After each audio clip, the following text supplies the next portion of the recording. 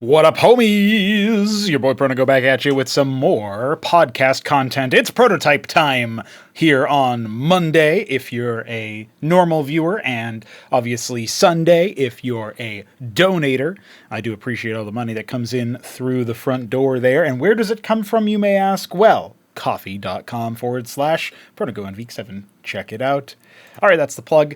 Nice and quick this time around. We do have a decent amount of stuff to get to here, so I wanted to start things off by obviously announcing some details about Acropolis number 2, our incoming Cosmonarchy tournament, and then go into some updates that Cosmonarchy is currently going through and will soon have.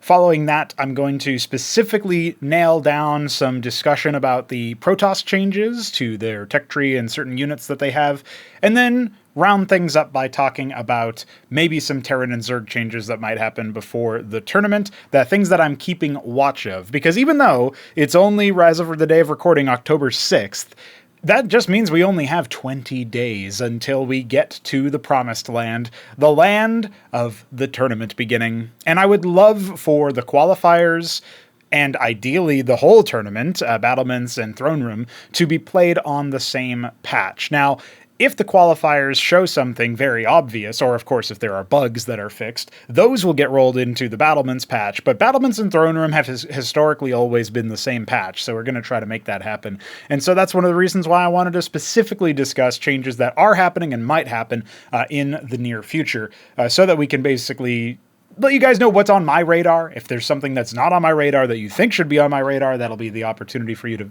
voice that, so to speak.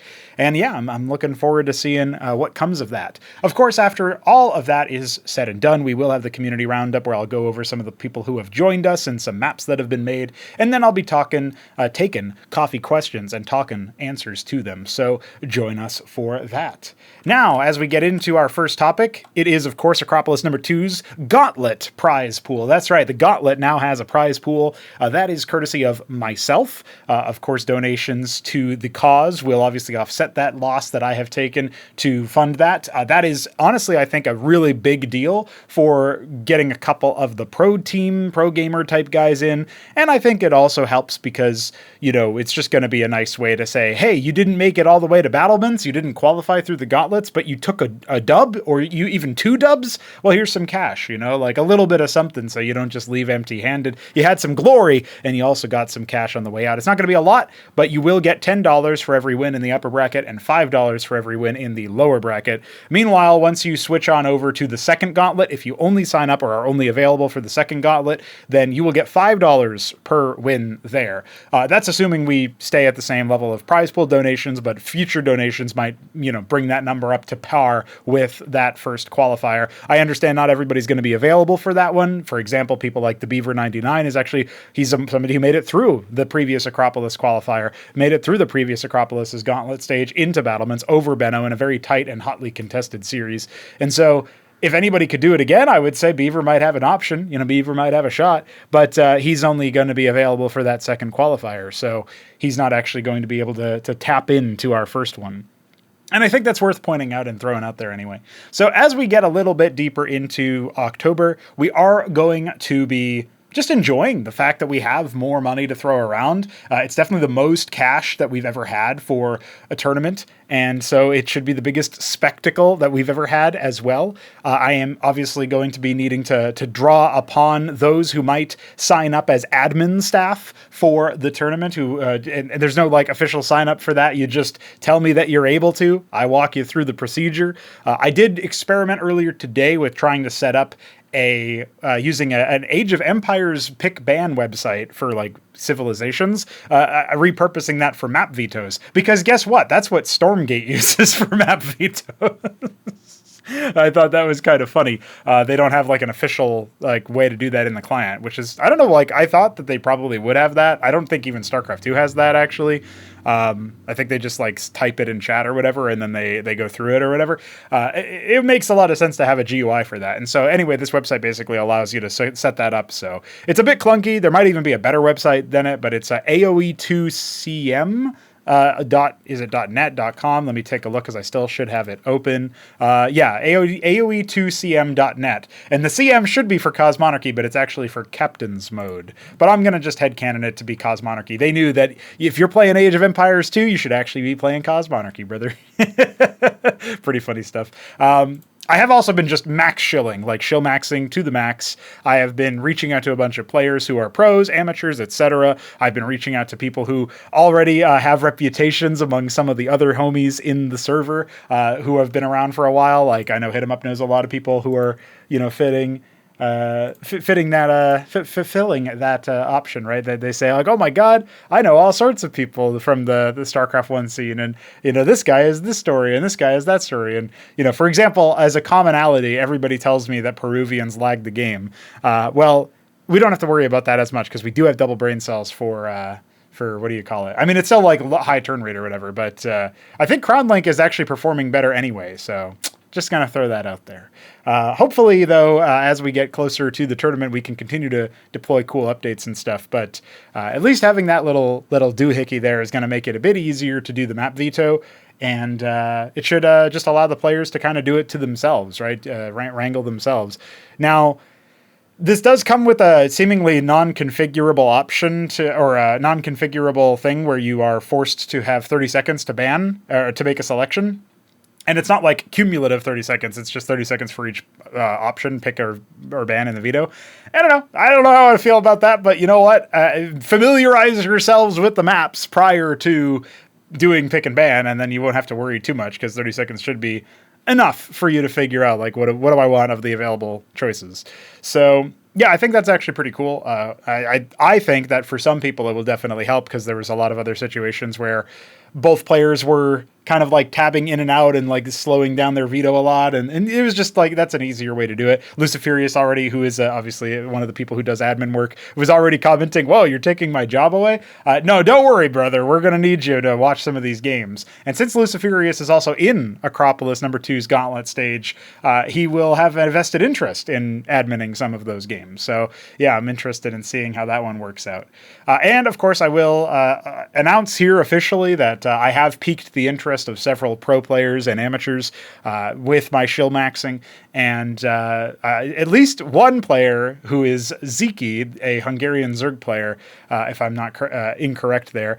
He is a man who is in our server and is actively interested in doing it. I DM'd him the other day and said, or earlier today actually, and he said, yeah, I'm down. And, let him know where to sign up for, and we'll just eagerly await his sign up. You know what I'm saying? So I also think it's kind of funny because I'm hearing that like Hapsea is back and forth hemming and hawing on whether or not he'll join us. He's obviously from StarCraft 2. I've reached out to a couple of people who do like casting and streaming for StarCraft 2, as well as StarCraft 1, who might be interested in showcasing it for a more casual audience. But anyway, I feel like at this point we're getting to that area where we should be able to build a lot of momentum, and this should be one of the reasons why. And so again, shout out to Neblime and Btyb for donating so much of their hard-earned cash towards making Cosmonarchy incredible and amazing. Neblime has a chance to win a significant chunk of it back, but even then, it won't be a lot. It won't be all of it, right? He donated $600. The max he can get is $500 for first place. Meanwhile, and that's, I guess I will say, if we get additional donations, then obviously the prize pool will continue to go up. And then maybe if somebody donates a lot of money, it will get distributed to him in some way, shape, or form, and he'll make a profit out of it. He's the reigning champ. He did win the previous tournament. Btyb, on the other hand, he's going to be really trying hard to make it into the battlement stage through the gauntlets.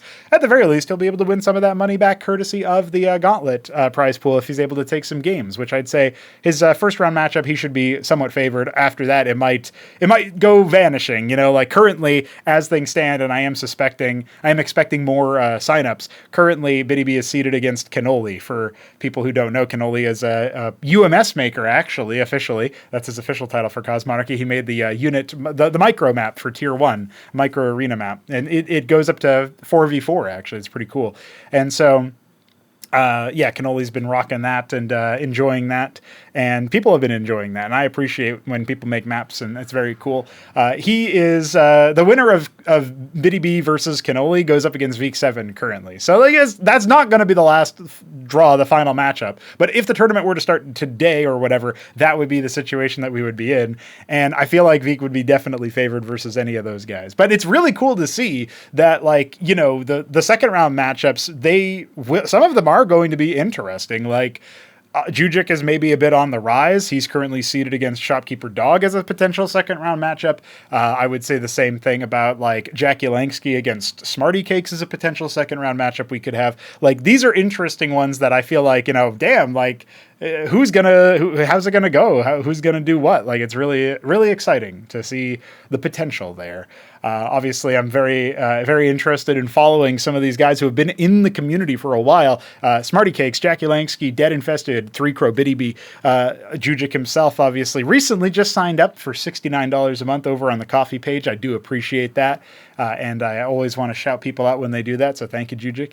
Like, those kinds of people who have been, some of them around for much longer than others, but those kinds of people who have been kind of around the mid-table to sort of like the class 3, class 2 area, like trying to gun it to class 2, but not quite there. And yet some of them are making a rise, like Dead Infested and Smarty Cakes have been grinding a lot and really improving their macro. So that's one of the big things that sets people behind when they go up against better players. So I'm just going to throw that out there as like, damn, that could be a really cool match. So, you know, some of these matches are also going to be very interesting in that early stages, like those first round matchups. We've got Benno versus Just Borisu, not to be confused with Beriso. Beriso is a fellow Shillmaxer. I don't know that he'll be playing in the tournament. He hasn't signed up yet. Maybe I should nudge him about that. But, you know, it's going to be interesting to see where things go with that. And then, but yeah, Borisu is from the same community that Benno is from, which is the No Hunters FFA. And that's actually where Neblime picked up Cosmonarchy from as well, because Benno posted that he was in a tournament. And Neblime was like, wait, can I sign up? And like, yeah, actually at that time you could just show up on the day and say, I want to play, and I'd throw you into a group. So it worked out pretty well, actually. It was pretty funny. So anyway, throwing all that stuff out there to point out that our tournament is looking really cool. We do have interest of DeWalt. We do have interest of Zeke. We might have a couple of other streamers who are on the amateur side, like I would say Herbmon, Blackman PL / Julian, whatever you want to call him.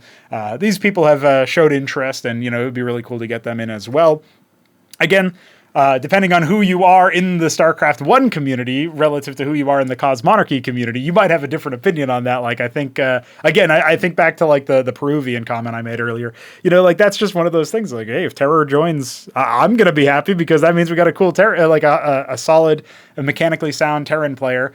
Sure, people will just be like, you know, some people might have like past rivalries or past beef or whatever, but hopefully everybody can be just fine with, you know, at the very least, that should be like motivation, right? Like, I'm thinking, you know, if you don't like somebody from the StarCraft 1 scene, you got beef, and they play Cosmonarchy, and you're, say, the reigning champion of a tournament.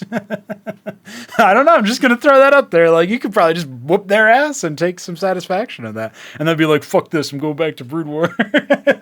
Could be a real thing. Could be a real thing. Or maybe you'll get them hooked, and then they'll enter into Super Saiyan Goku mode, you know, hyperbolic time chamber, and figure out how to smash you. That is also a potential option. Let's move on to talking about some core updates to Cosmonarchy. Obviously, there's this big tournament that we're building towards, and a lot of our updates are geared towards that, but hey, people are benefiting from it in more ways than just that. We have updated sound effects to be played based on screen position for every single in-game unit-based or image-based sound. So UI is not the case, advisor line's not the case, but if you have a sound effect like a gunshot or a, you know, like any sort of weapon-based sound effect, ability spell, stuff like that, unit responses don't get counted because that's basically being told told to you or whatever. That's, you're hearing it in your control matrix or whatever. You know, the Terran headset or what have you. Yeah, it's a very different experience there. But when it comes to like any sort of sound effect that gets played, any sort of, you know, structure ambient sound, like when you're warping in a Protoss structure, for example, all of that stuff is going to be located. I almost want to say geolocated, but that doesn't really help.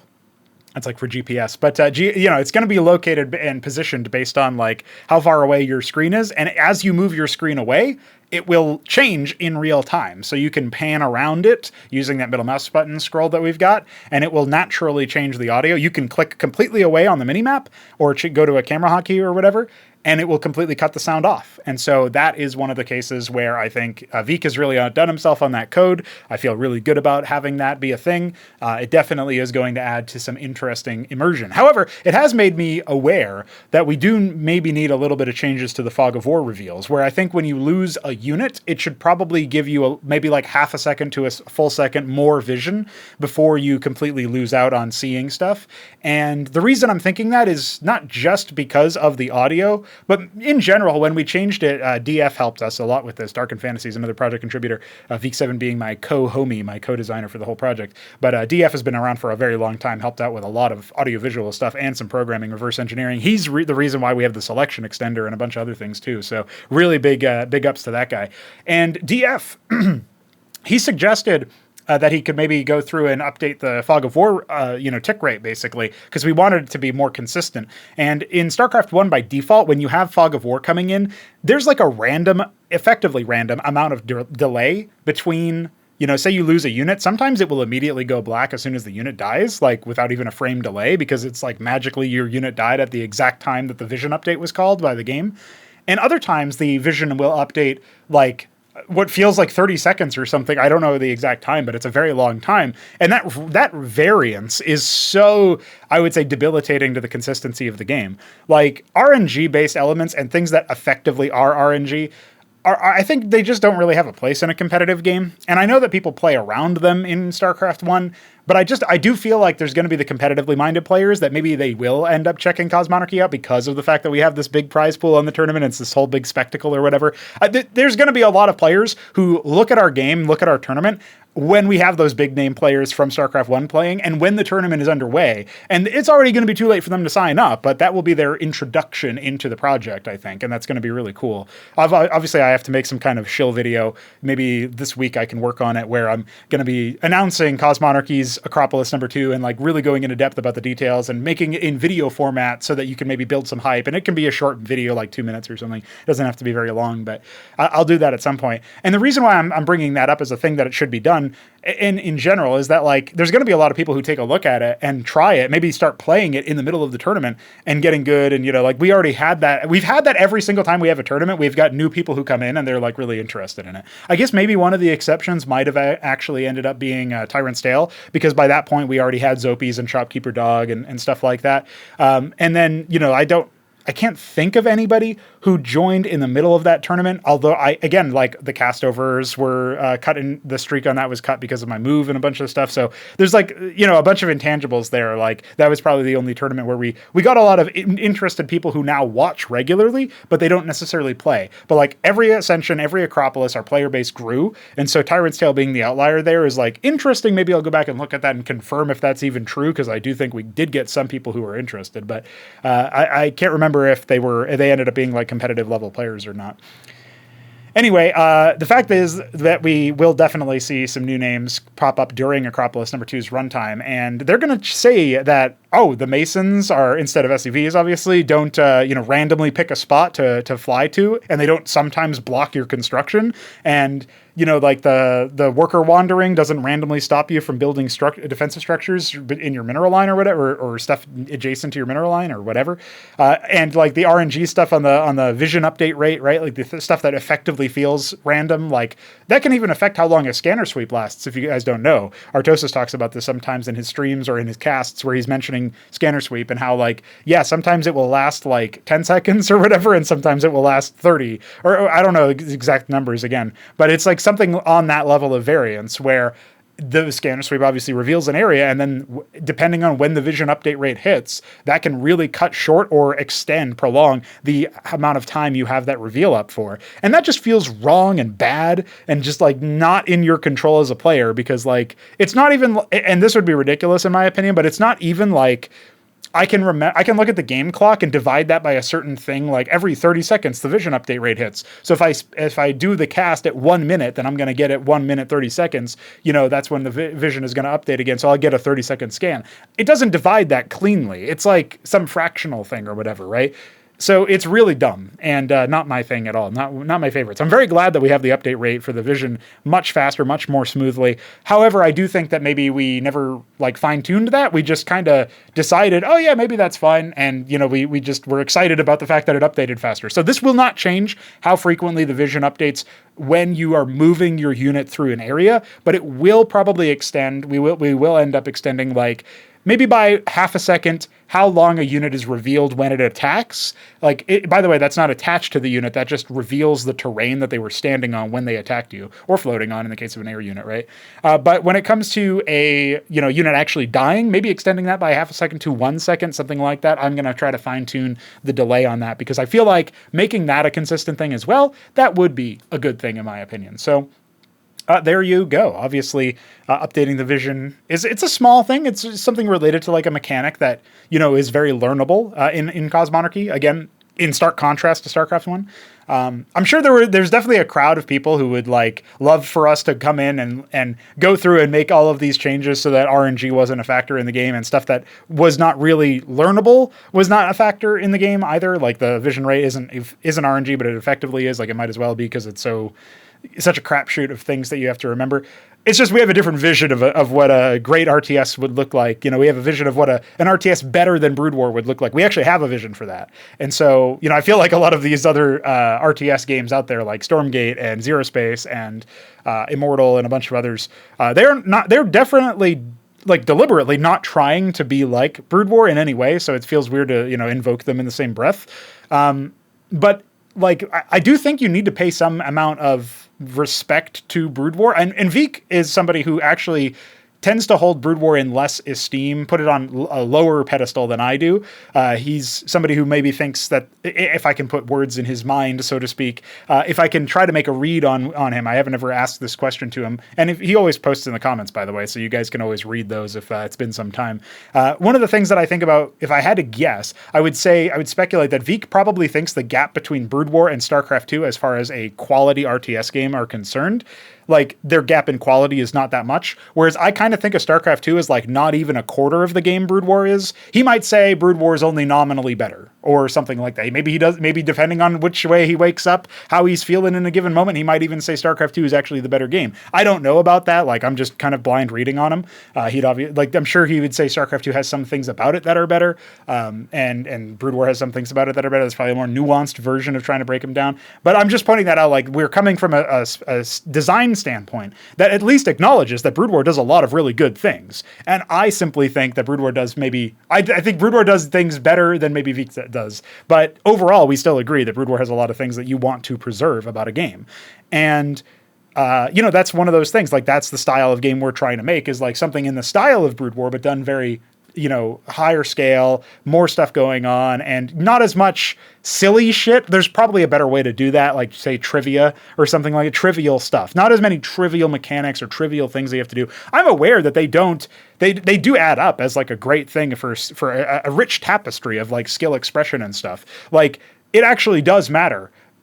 If you mineral boost at the beginning of the game, that can be a huge offset. If you put the quintessential experiment of, here's a mirror matchup, 2 Terrans playing, one of them mineral boosts, one of them doesn't. I guarantee you the mineral boosting one, if all else is equal, will win, and it probably won't even look close. So there's definitely things that in Brood War that we would say maybe aren't super exciting or aren't super interesting, or just there's not really something that we want to go for. But the thing that I would sort of have as a but there is I don't think mineral boosting is really that interesting. It's not really something that I think is splendid, instead of even you could argue that maybe Brood War benefits from mineral boosting because it gives you something to do as the economy ramps up. I would just say slightly speed the game up with 6 workers like we did, and then you're probably good. You don't really need to do mineral boosting, and it doesn't have to be this thing where fundamentally what you're doing with mineral boosting is you're compensating for how bad the wandering is, that and there are things like that you can do in Cosmonarchy anyway. So it's not like we completely removed it, although maybe somebody like Veek might want to try to remove it because obviously he's been working working on the Wandering Code for a while, so he wants it to be good. But there are some edge cases and some things about it that aren't super great. That is a situation where you definitely want to slap that stuff together if you can. And so that you have to kind of compensate for that as the player in that situation. And so anyway, I just wanted to quickly muse on that, I guess, a little bit of a tangent there, talking about how like Brood War has a lot of stuff about it, like the fact that your units move faster when you spam right click them, they take more efficient paths and stuff. Like basically there might be some truth to the people who look down on Brood War and say it's just a spam fest.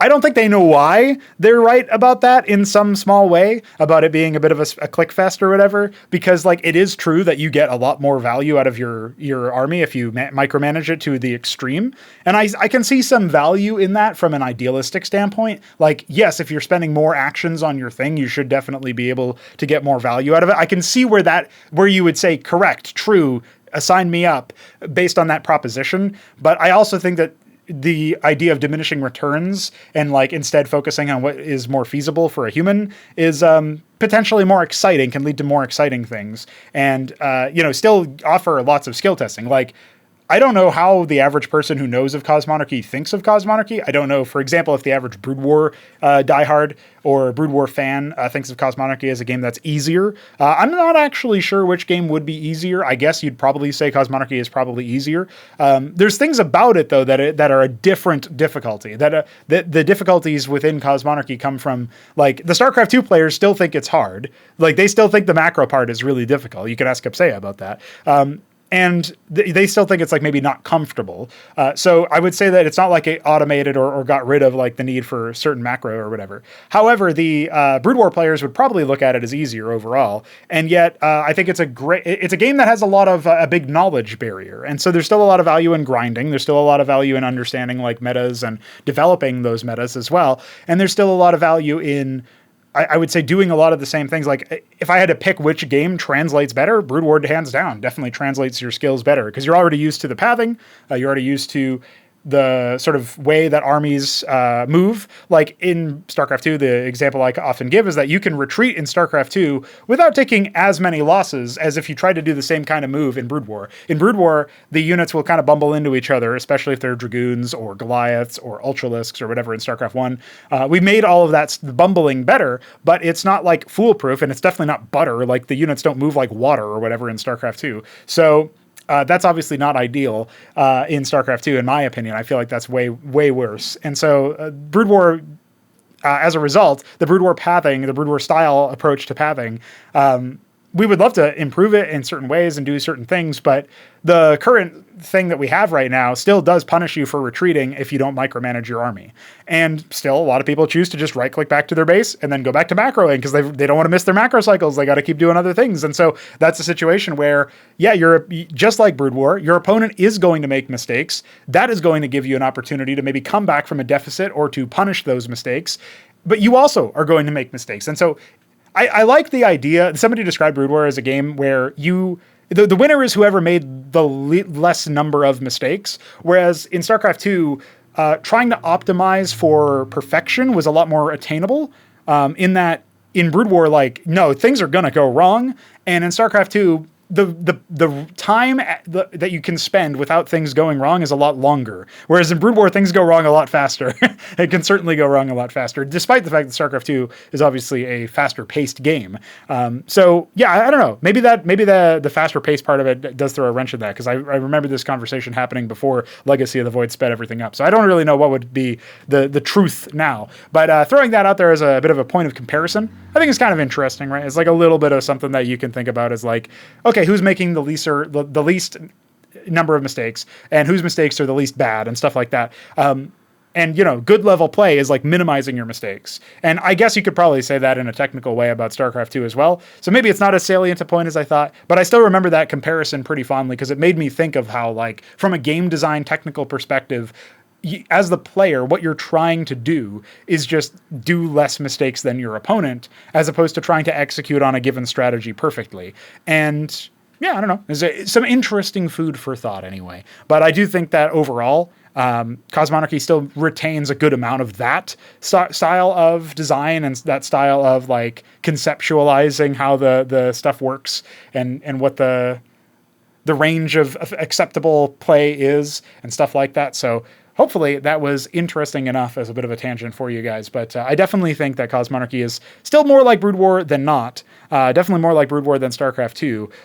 And so yeah, I hope that people who check it out feel it more as a Brood War 2.0 in terms of its mechanics and in terms of a lot of its design choices, as opposed to a StarCraft 2 StarCraft 2ification. I haven't seen people describe it that way, but I'm sure that there are people who have, given that people have at least described it as like, oh, that's kind of like StarCraft 2 or whatever. And so, StarCraft 2 doesn't have a crazy amount of units and doesn't have no supply and doesn't have, epic ambient sound effects. Yeah, that was another thing that was added recently, is that you can do when you place a structure for Zerg and for Protoss, and later on for Terran, the sound effects ambiently do play, which actually technically StarCraft 2 does have those, but StarCraft 2's audio design is really bad in my opinion.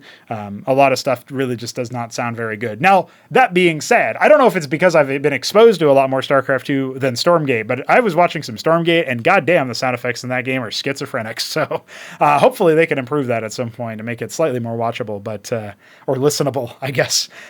I think they have to improve the watchability part as well at a later date. All right, enough dunking on other RTSs that are not Cosmonarchy. Let's move on to the Protoss changes. So Protoss have received a good number of changes recently, and I want to talk about them and their impact. So we have had a couple of days with the Protoss changes being tested by our dedicated player base, which you can join via Discord if you so desire. There is a link in the description of this video and all of our videos to join us on Discord. It's a great place to be. And as we get into discussing that, I just want to quickly name drop some of the units that have been changed. But I guess before that, I should probably comment on the Cornerstone updates. Obviously, the Cornerstone updates were covered in a previous prototype, but I wanted to reiterate that flash shielding was now takes a longer time after initially regenerating over 2 seconds. It regenerates 10 points per second, but it does fall to 2 points per second, which is not that much faster than native shield regen, I think. I think maybe Brood War shield regen was like half or 1. So it's still pretty good as far as an improvement, but it's still it's a far cry from 10 per second, which was always the case before. And there have been some discussions, like I remember Veek7 saying that maybe units and structures within a power field should regenerate shields twice as fast, potentially. And that would actually be pretty cool, insofar as like basically the shield... it would go from 10 seconds falling to 2 seconds 10 points per second falling to 2 points per second. It would then double to 20 points per second falling to 4 points per second. So it would still be really, really good, and especially the flash part would be crazy kick-ass. That might end up happening, and that would give Protoss an interesting defender's advantage if they so desired. But the other big change to flash shielding was that shield heals from things like the Ecclesiast, the Matrix, etc. don't proc flash shielding. They don't short-circuit the timer. And they did before, and that was an intentional decision. It's not. Some people thought that maybe that was a bug or something. No, that was intentional. But we decided to remove that particular interaction, but then buff the heal that Ecclesiast, etc. made, so that you were getting more consistent power out of it. Because really, the Ecclesiast was only going to give you the power in the sense of like, yeah, my unit started regenerating with flash shielding. That was the main source of power. And if they were taking damage, then they weren't really going to get that much value out of that, right? So giving them more shield restore gives them more consistent power that you can kind of, anticipate on either side of the equation, on either side of the battle.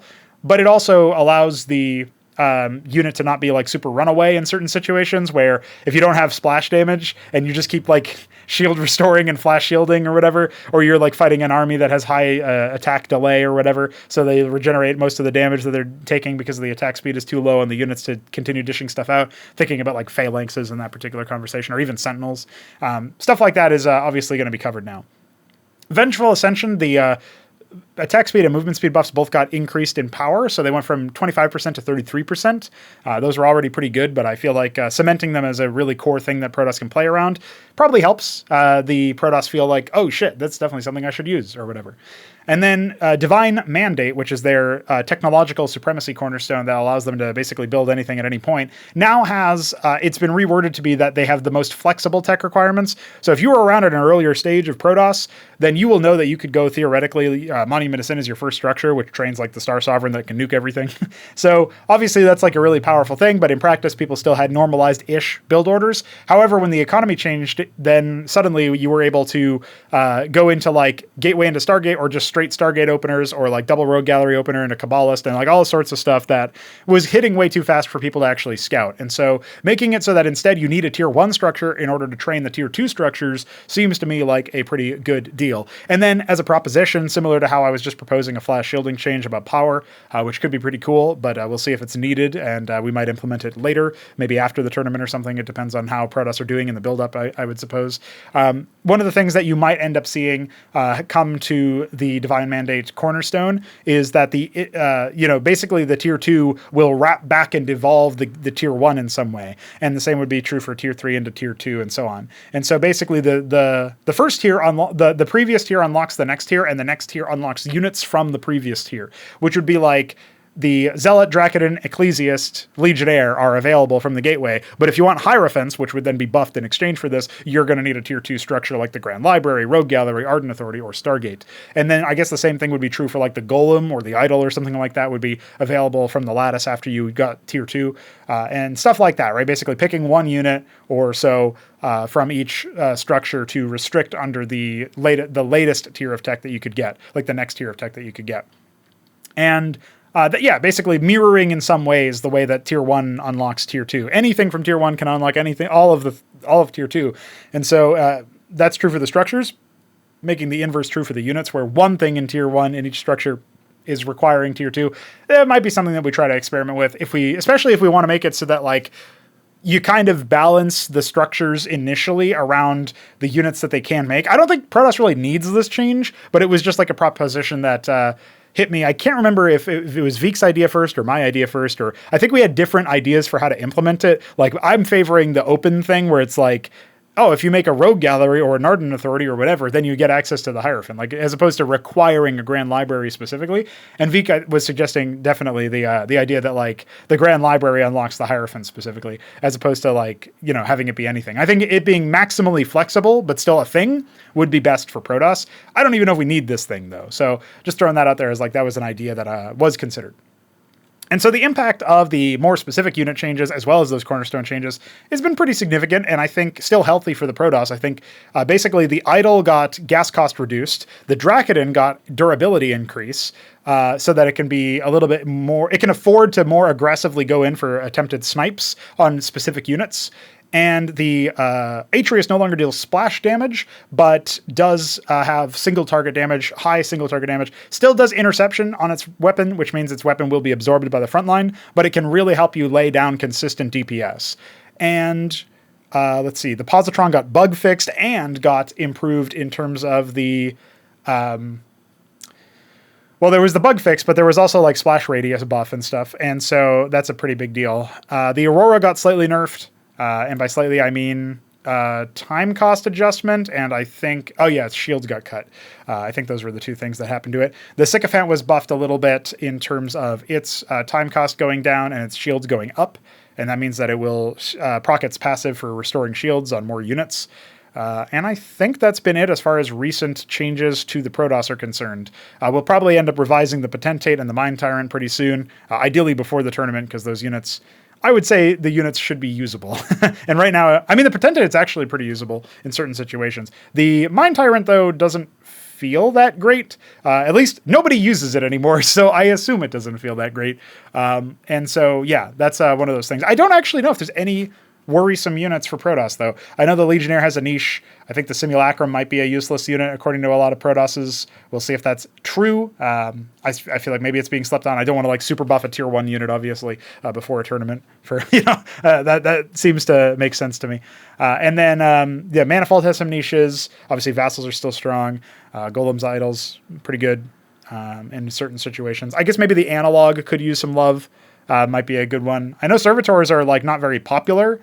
Let me take a look at them real quick. Yeah, I did recently cut their time cost, like I think in the last patch or something. So I don't think we really need to change them too much. But Servitors are very good if you mass them. It's just they compete with a lot of other units that you probably want. Demiurge and Empress are still useful. Archon up on Patriarch, probably all good. Maybe the Archon is a little bit under kitted or something. Obviously, it's It is 75 gas, so it's not terrible, but it is very expensive in terms of minerals. And tier 4 comes online, even for Protoss, at such a point where you probably have at least one depleted base, unless you're really greedily tech rushing or something. In which case, you don't have that many bases anyways, probably. Unless you're hit them up, I guess. So, yeah, I feel like all the units have pretty good sets of, like, plus minuses. I guess Arbuz is of the opinion that if you mass up Anthelians, you can create Exodia. By basically destroying everything with enough of them. I wonder if maybe one of the solutions to this wouldn't be making it so that the Anthelian takes a lot more collision space so that it can't stack up as often. So if it's like twice the collision size or whatever, which that's just like a random number. It doesn't have to be exactly that. But if it was twice the collision size, then you wouldn't be able to stack them quite so much. But that might also sort of ninja help the first 2 Anthelians that you send out, because they'll automatically space out a little bit more, which might be good in certain situations. So I don't really know. Like, that's if you right click them next to each other, right? Like in the same order. Yeah, I don't know. The Anthelian, I did want to make an interesting change to, where it would be attackable from both locations, and like the damage it would receive would ramp up over time at the location it's going to, and be reduced by like a straight up percentage reduction of damage based on like, oh, the damage it's sustaining in the location it currently is. It would basically start off at 99% damage, take 99% of damage at the current location and 1% damage at the destination location, but that would ramp up to an inverse. And then obviously when they actually teleport there, they'd be taking 100% damage, right? And so that was like the general pitch that I had for the Anthelian. I don't know if we can technically implement that within Cosmonarchy. We would basically, I would suspect we would have to create a dummy unit at the location of the move, which would probably help represent where it is too. Like, I did want to visually represent where it is, where it's going to teleport to, and then allow that unit to get aggro, and then share the percentage of that damage, and like clone the current HP values or whatever of the Anthelian that is channeling and stuff like that. So you'd have to do something to tether the 2 units together, but internally it would have to be a new unit that you're creating at the location, which I guess would mean that they wouldn't be able to move if they if you were at CCMU. But that's fucking troll. But yeah, I don't know. There's some ideas there. So there's definitely some things that we can think about for that. That being said, that's the only thing that that's been put on my radar is the Mind Tyrant, maybe the Simulacrum, but we probably won't touch that, and the Anthelian. As far as like units that maybe need to be looked at, in the case of the Mind Tyrant, I would say definitely need to be looked at. The Potentate does have a niche, but it doesn't do that super cost efficiently. That doesn't mean that you can't use it though, and people have used it to some mixed success, I would say. So yeah, just throwing that out there as an idea.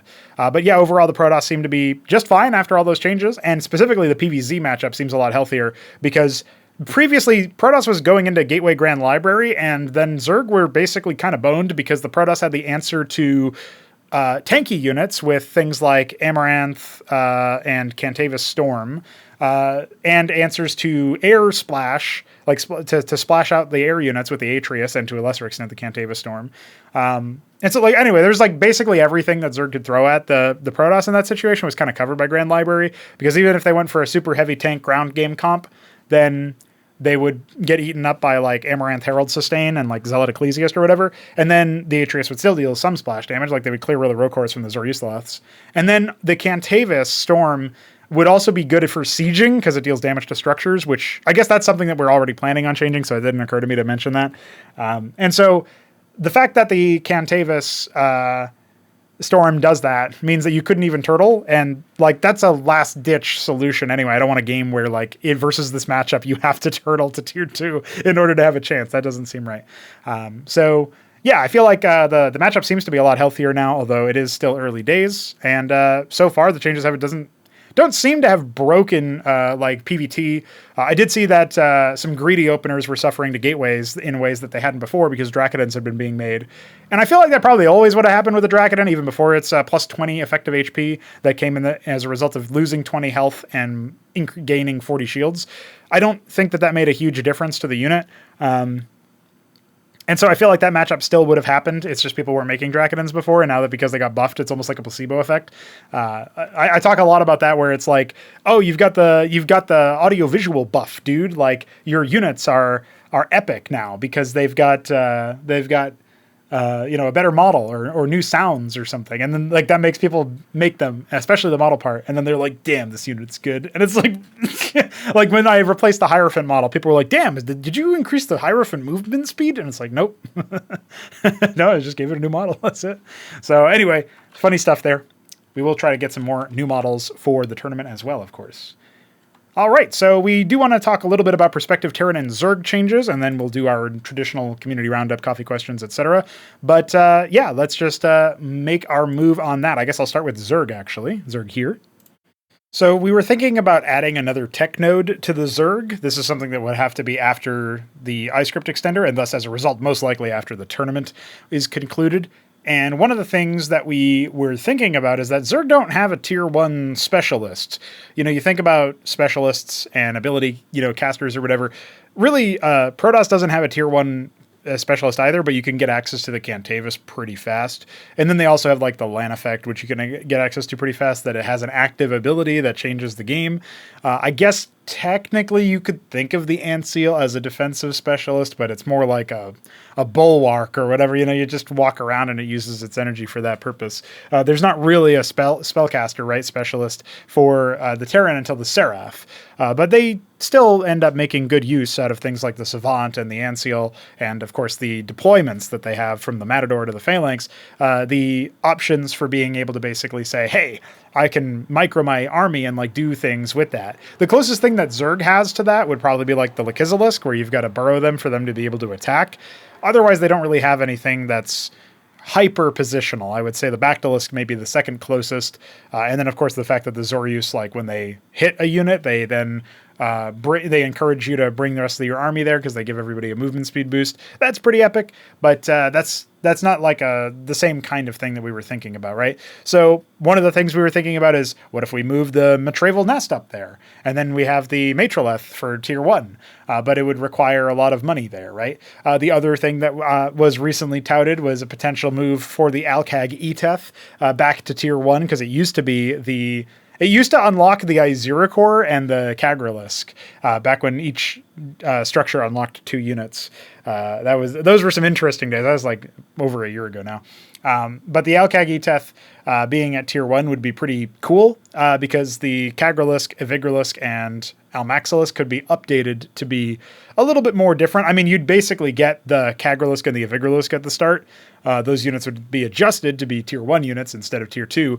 And then the Almaxilisk, as well as, I guess, the Kagralisk mutation, which, come to think of it, is pretty badass because that's the Chirbrothalor. That would probably be a tier 2 thing. So you'd have to get tier 2 in order to mutate the Alcag into like an intermediary between the Chokral Chazal and itself. And so then that's basically like the Alcag version of the Vornath Pond. That's basically what would happen there. And then we think about the the Mutath Spire. So the Spire being a tier 1 node would also be interesting because it would mean that you would get access to Protathalors for sieges a lot sooner. And you'd also get access to, of course, the Sikralisk for much better splash response, and the Mutalisk at tier 1 as well, which I guess would be iconic. And so maybe that would be really cool for the game or something. I'm not 100% sure what the best option there is. By the way, the reason why I'm throwing out the idea of moving a node to tier 1 from tier 2 is because the new node is presumed going to be tier 2. But we could also add an entirely bespoke new node for tier 1 that, when you make it, gives you access to 2 units or 3 units like the Zorka's Shroud, and then you just evolve it right straight up. And so it would basically be like an advanced node like that. And then maybe we do end up moving some units to there. Like, I could see a world where we move the Mutalisk there, or we move the Matrolith there, or whatever. But I guess those units being unlocked by a structure other than the Spire or the Nest would be really weird for returning players and legacy players and stuff. I don't know. But it's pretty interesting. It's pretty pretty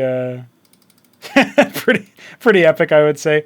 So all in all, overall, I'm feeling pretty good about the way that the whole ordeal is turning out to be with Zerg. I do feel like they are getting stronger in some of their matchups, and they did receive some buffs. But I think there could be an argument that they need more units. They do have the least units out of all the races, and so that might be something to think about for going forward. So that's something that we were discussing. Again, that would be way later on. That'd be a post-tournament, post-iScript extender at the very least. Maybe we could manage to finish that up in the next week and then like ninja edit in the fucking the tech node and stuff. But I don't think it would be ready for good games to be using it, because it would affect tier 1, right? I don't know that it would be ready for that. So, aside from that, we do, of course, want to switch over to talking about Terran. Terran has a bit of an issue with being able to spend its money on a tech up like an Atlas, and then being able to actuate the tier advantage. Because once you make the Atlas, you then need to make captaincies, mantles, starports, you can cap your gas, you can make sentinels, etc. And until you make the Atlas, you are in a situation where you've just spent 600, right? The 600 of each resource and 75 seconds on this structure, but you can't actually use any of that money until not only it finishes, but then something else finishes. And we've been back and forth on what to do about that. Does it make sense for when the Atlas is complete, the units that exist for like the Mavericks or whatever, like the tier 1 units, right? Should they get some kind of upgrade? Should the structures get some kind of upgrade when the Atlas is out? Then like the time cost of units goes down, or something else happens with regards to the production being better and suddenly more immediately improved as a way to say, hey, I'm leveraging tier 2. Does that make sense for Terran? Is that thematic for Terran? Like, what would we do exactly? And then it comes to stuff like, when it comes to tier 2 itself, what if the solution was just to say that once you start your Atlas, you can also preemptively start things like the captaincy, the mantle, and the starport, but they can't, anything from tier 2 is startable, but it doesn't complete. It enters into a limbo stage until the Atlas itself is finished. And then when the Atlas is, when you have a complete Atlas, then you can, then all those structures automatically come online and you're ready to use them. And that would be kind of interesting. I'm not really 100% sure how technically feasible implementing something like that would be, but I feel like the idea of making it so that you can use your Atlas to initiate construction of whatever you're doing for tier 2, that allows you to invest more immediately with your resources into something that obviously when you make it still has to wait for the Atlas to finish. But when you're doing that, you are at least cutting the time cost down. That is a very complicated solution to implement from a technical standpoint, and also maybe a complicated one to feel out as a player. So maybe a more immediate solution to this would just be to cut the time cost of the Atlas and the Daedala somewhat slightly, but maybe like 15 seconds for the Atlas and 30 seconds for the Daedala. For those who don't know, I guess it wouldn't be 30 seconds, right? You would do 15 seconds for the Atlas to make it 60, and then the Daedala is 120 according to the website. That might not be 100% accurate. Luckily, I have the data file open right now, and I can tell you that indeed it is accurate. So yeah, like if the Atlas was 60 seconds instead of 75, then maybe there'd be an argument for like, well, maybe that's fine. That smooths over the transition time. Then tier 2 can be leveraged a little bit more. Because I think once you're able to throw down the Daedala, the time there doesn't matter as much because you have more tools at your disposal to hold on. You've got Sentinels, you've got, all of the units out of the starport that help with that sort of thing. You might have like an army of Reclaimers, courtesy of the Apostle or the Autocrat. Obviously, you might have like a bunch of Cataphracts or whatever. These are all things that might be true about your army at that point that I think you don't really worry about it to the same degree. Whereas smoothing out that tech time transition for Terran players seems like it would be a good move overall. But regardless of all of that, there are some more things that we can maybe try. Again, we can go back to the idea of like, well, maybe once you have the Atlas, you're able to train units out, regardless of like the scrapyard add-on or whatever being there. Like maybe you get access to the Blackjack and the Matador, but you wouldn't get access to the Phalanx and the Madrigal without the add-on, but you might get access to the Scrapyard units and the Vestry units without needing that dedicated add-on. Of course, Veek7 was saying that it's not ideal for your investment in Vestry and Scrapyard to be immediately made obsolete at a higher tier, but I'm not sure that it entirely is the case, because obviously Zerg already has this, where you can mutate the You can mutate your structures in an in-between. By the way, Zerg players still do this, where they'll make a, say, for example, they'll make a Hydrith Den, they'll go to tier 2, and then they'll mutate it into a Skibact instead of a Tethvith. Like, they'll go into a Scab instead of a Swamp, right? And so they're upgrading the 1.5 tier instead of the second tier. And that's them just making a mistake. I don't know if I should baby them by saying, like, disable the Skibact when you have access to tier 2. I don't really think I don't know about that one. That's like a legitimate quality of, like, not legitimate, that's like the meme quality of life where you're, baby protecting a player from making a dumb decision or whatever. Because there's not actually, I guess maybe there might technically be a reason you could want to do that, but it's super niche. It's like, if you want to go in from Den to Scab and then to Swamp, so that if your Swamp dies, you regress back into Scab and then you can still make Bacts. And then also the Scab is cheaper than the Swamp. So if you're specifically looking to make like one particular unit, then I guess maybe there is a legitimate, genuine reason why you might want to do it. It's not as niche as I thought, but it's still pretty niche. In that situation, I don't think... as a result, I don't think I can automate that decision for you by blocking access to the other one. So anyway, that's just a funny musing that I had. That would be kind of similar to me, is like if I'm investing in a tier 1.5 as a thing that I know I can skip if I just go straight to tier 2. We already have that in the game as for Zerg. And so having that be a thing for Terran doesn't seem like it would be so bad. It would also immediately let them start diversifying their tier 1 composition as a result of finishing tier 2. The reason why we didn't immediately jump the gun on implementing something like that is actually related to the button sets. I think we might be able to fit all of the units required if we get rid of the rally icon on the the rally button. But maybe like you can still right click to rally, and that's how everybody does it. But there is technically a button on the user interface on production structures that shows the rally icon. And so maybe we should globally remove that, and then it's not weird for the Terran structures to not have it, right? Or alternatively, we could switch to a different command card that has access to tier 2 stuff or whatever. Like it has access to all of the units at once. That also doesn't have the rally button, and we can try that maybe. Not 100% sure how we would end up going about doing that, but yeah. It also is a little bit obnoxious because if you were to go about, say, adding in this idea that like, yeah, you don't need the vestry or the scrapyard, as a UX limitation, the only way you'd actually be able to make a vestry or a scrapyard from tier 2 as a tier 2 Terran, the only way you'd be able to do that is by lifting the structure first. And that's really ugly from a UX standpoint. So that kind of blocks it for me too. Like, I'm not really happy about that. But overall, it might be the easiest way to add value to tier 1 from tier 2 is just to basically say the tier 1 specific add-on, because the Covenant and the Palladium are listed as tier 2. They're really tier 1.5, but we just don't have a 1.5 display right now. And so basically what we're saying there is the tier 1 add-on, the Vestry and the Scrapyard, or when you get access to tier 3, your tier 2 add-ons, which would be like Rotary and Tinkerer's Tower, the units that you can train from those add-ons are now trainable without those add-ons. And so you can build those add-ons early on for a tempo play, and there should be good reasons to do so in all matchups, but very specific reasons, not like global generic reasons necessarily. Although I think healing is probably underutilized right now. But anyway, there should be good reasons to do that. However, going into like getting into the tier 2 standpoint, you might still, there might be a point where you see that your enemy is about to attack your base that has your Atlas in it, and you've got a bunch of stockades in another area. You might want to throw down vestries because you know that you need healing and you're about to lose your Atlas. Yes, that's a very niche situation, but I would really hate for you to have to first lift off all your structures and then land them with the add-on command. That would be really annoying. I don't really know what we can do about that. But anyway, it's just something I thought I would throw out there.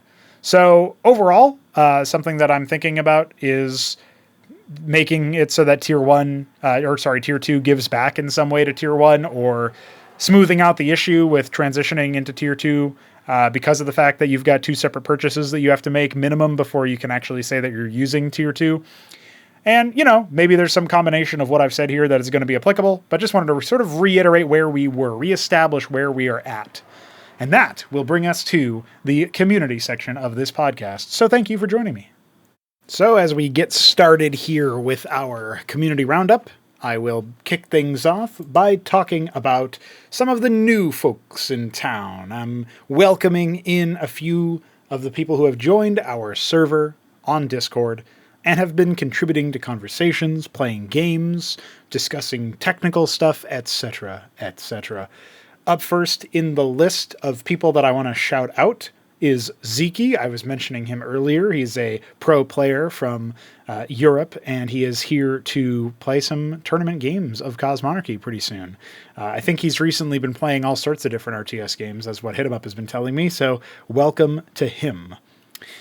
We also have Omar.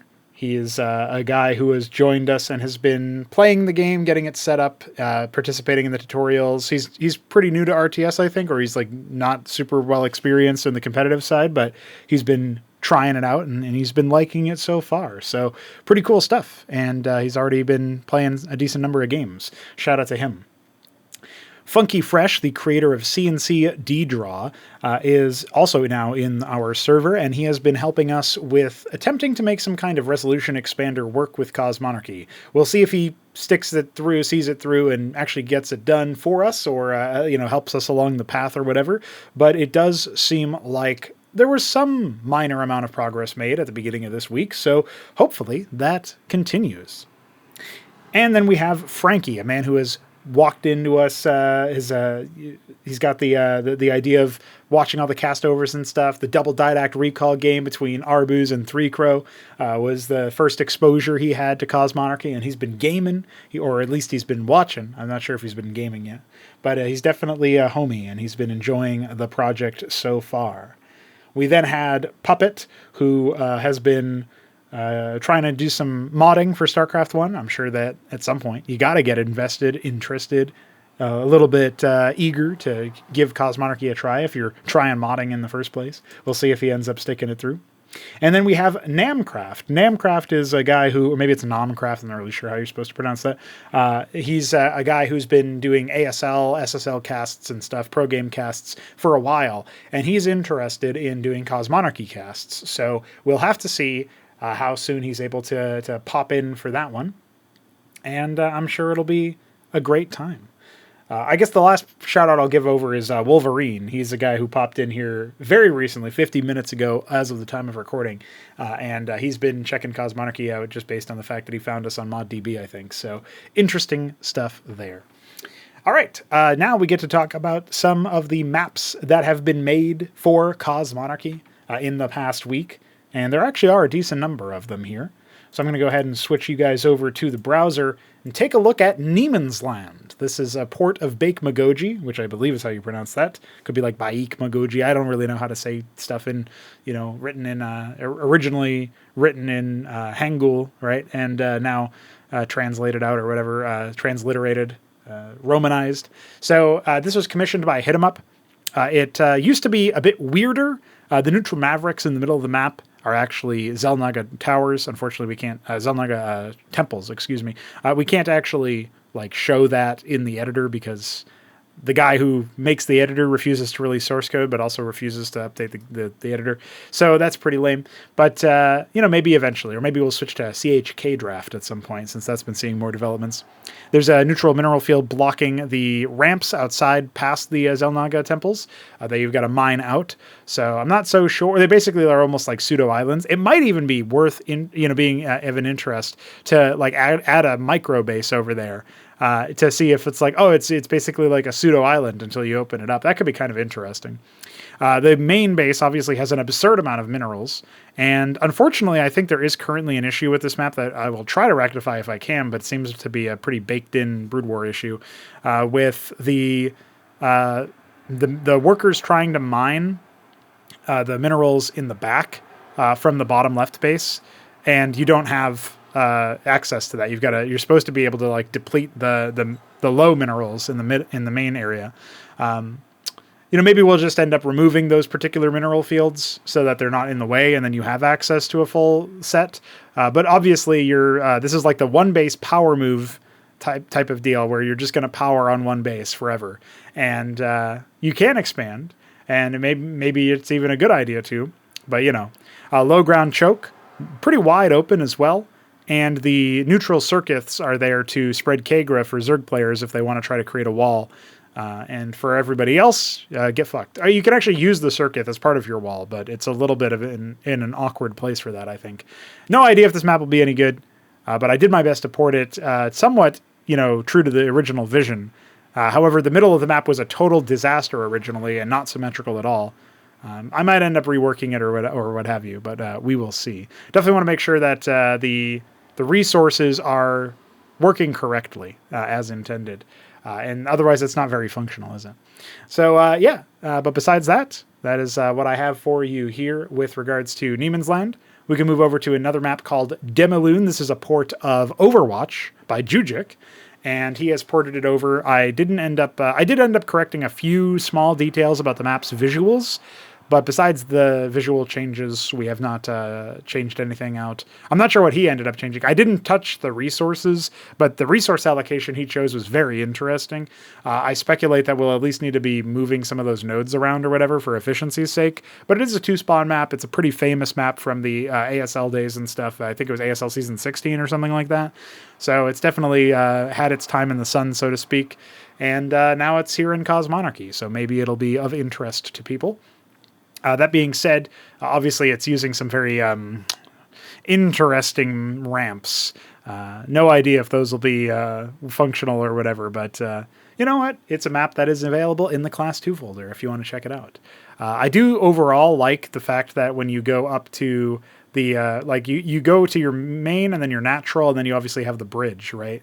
And I feel like main natural into bridge is so iconic for StarCraft, and something that overall feels like it's a really cool idea where you can try to go across the bridge for a third, or you can stay in the safe area. This is very evocative of you think of Fighting Spirit or Python or whatever. They all have the same kind of idea for a main natural bridge to the middle of the map and then third base away from the bridge. But in this case, obviously, this is very different where it's big open area, unbuildable terrain and stuff on the ramps or on the hills or whatever. And then obviously you've got these more tight bases that don't have much build space. So no idea how functional this map would be in terms of build space. Probably need to open up more areas for that, although there are areas over here that are open, I guess. So you could probably try to do a split map situation where you maybe you kind of try to contain each other at each other's bridges or whatever. I don't know. There's definitely some interesting things you could probably do here, but I don't know. This will be an interesting one to see. But shout out Jujik for porting it. He was going to originally request this, I think, as his monthly map, but then he was like, what if I just do it myself? And so now he has a monthly map request that he can make at any time if he wants to. Psychosis got updated. This is a map by the Shambler. He added these little ramp spots here for you. XY map, just like the last one. There's opportunities for people to test it out and see what they think. This is a layout that never really personally spoke to me.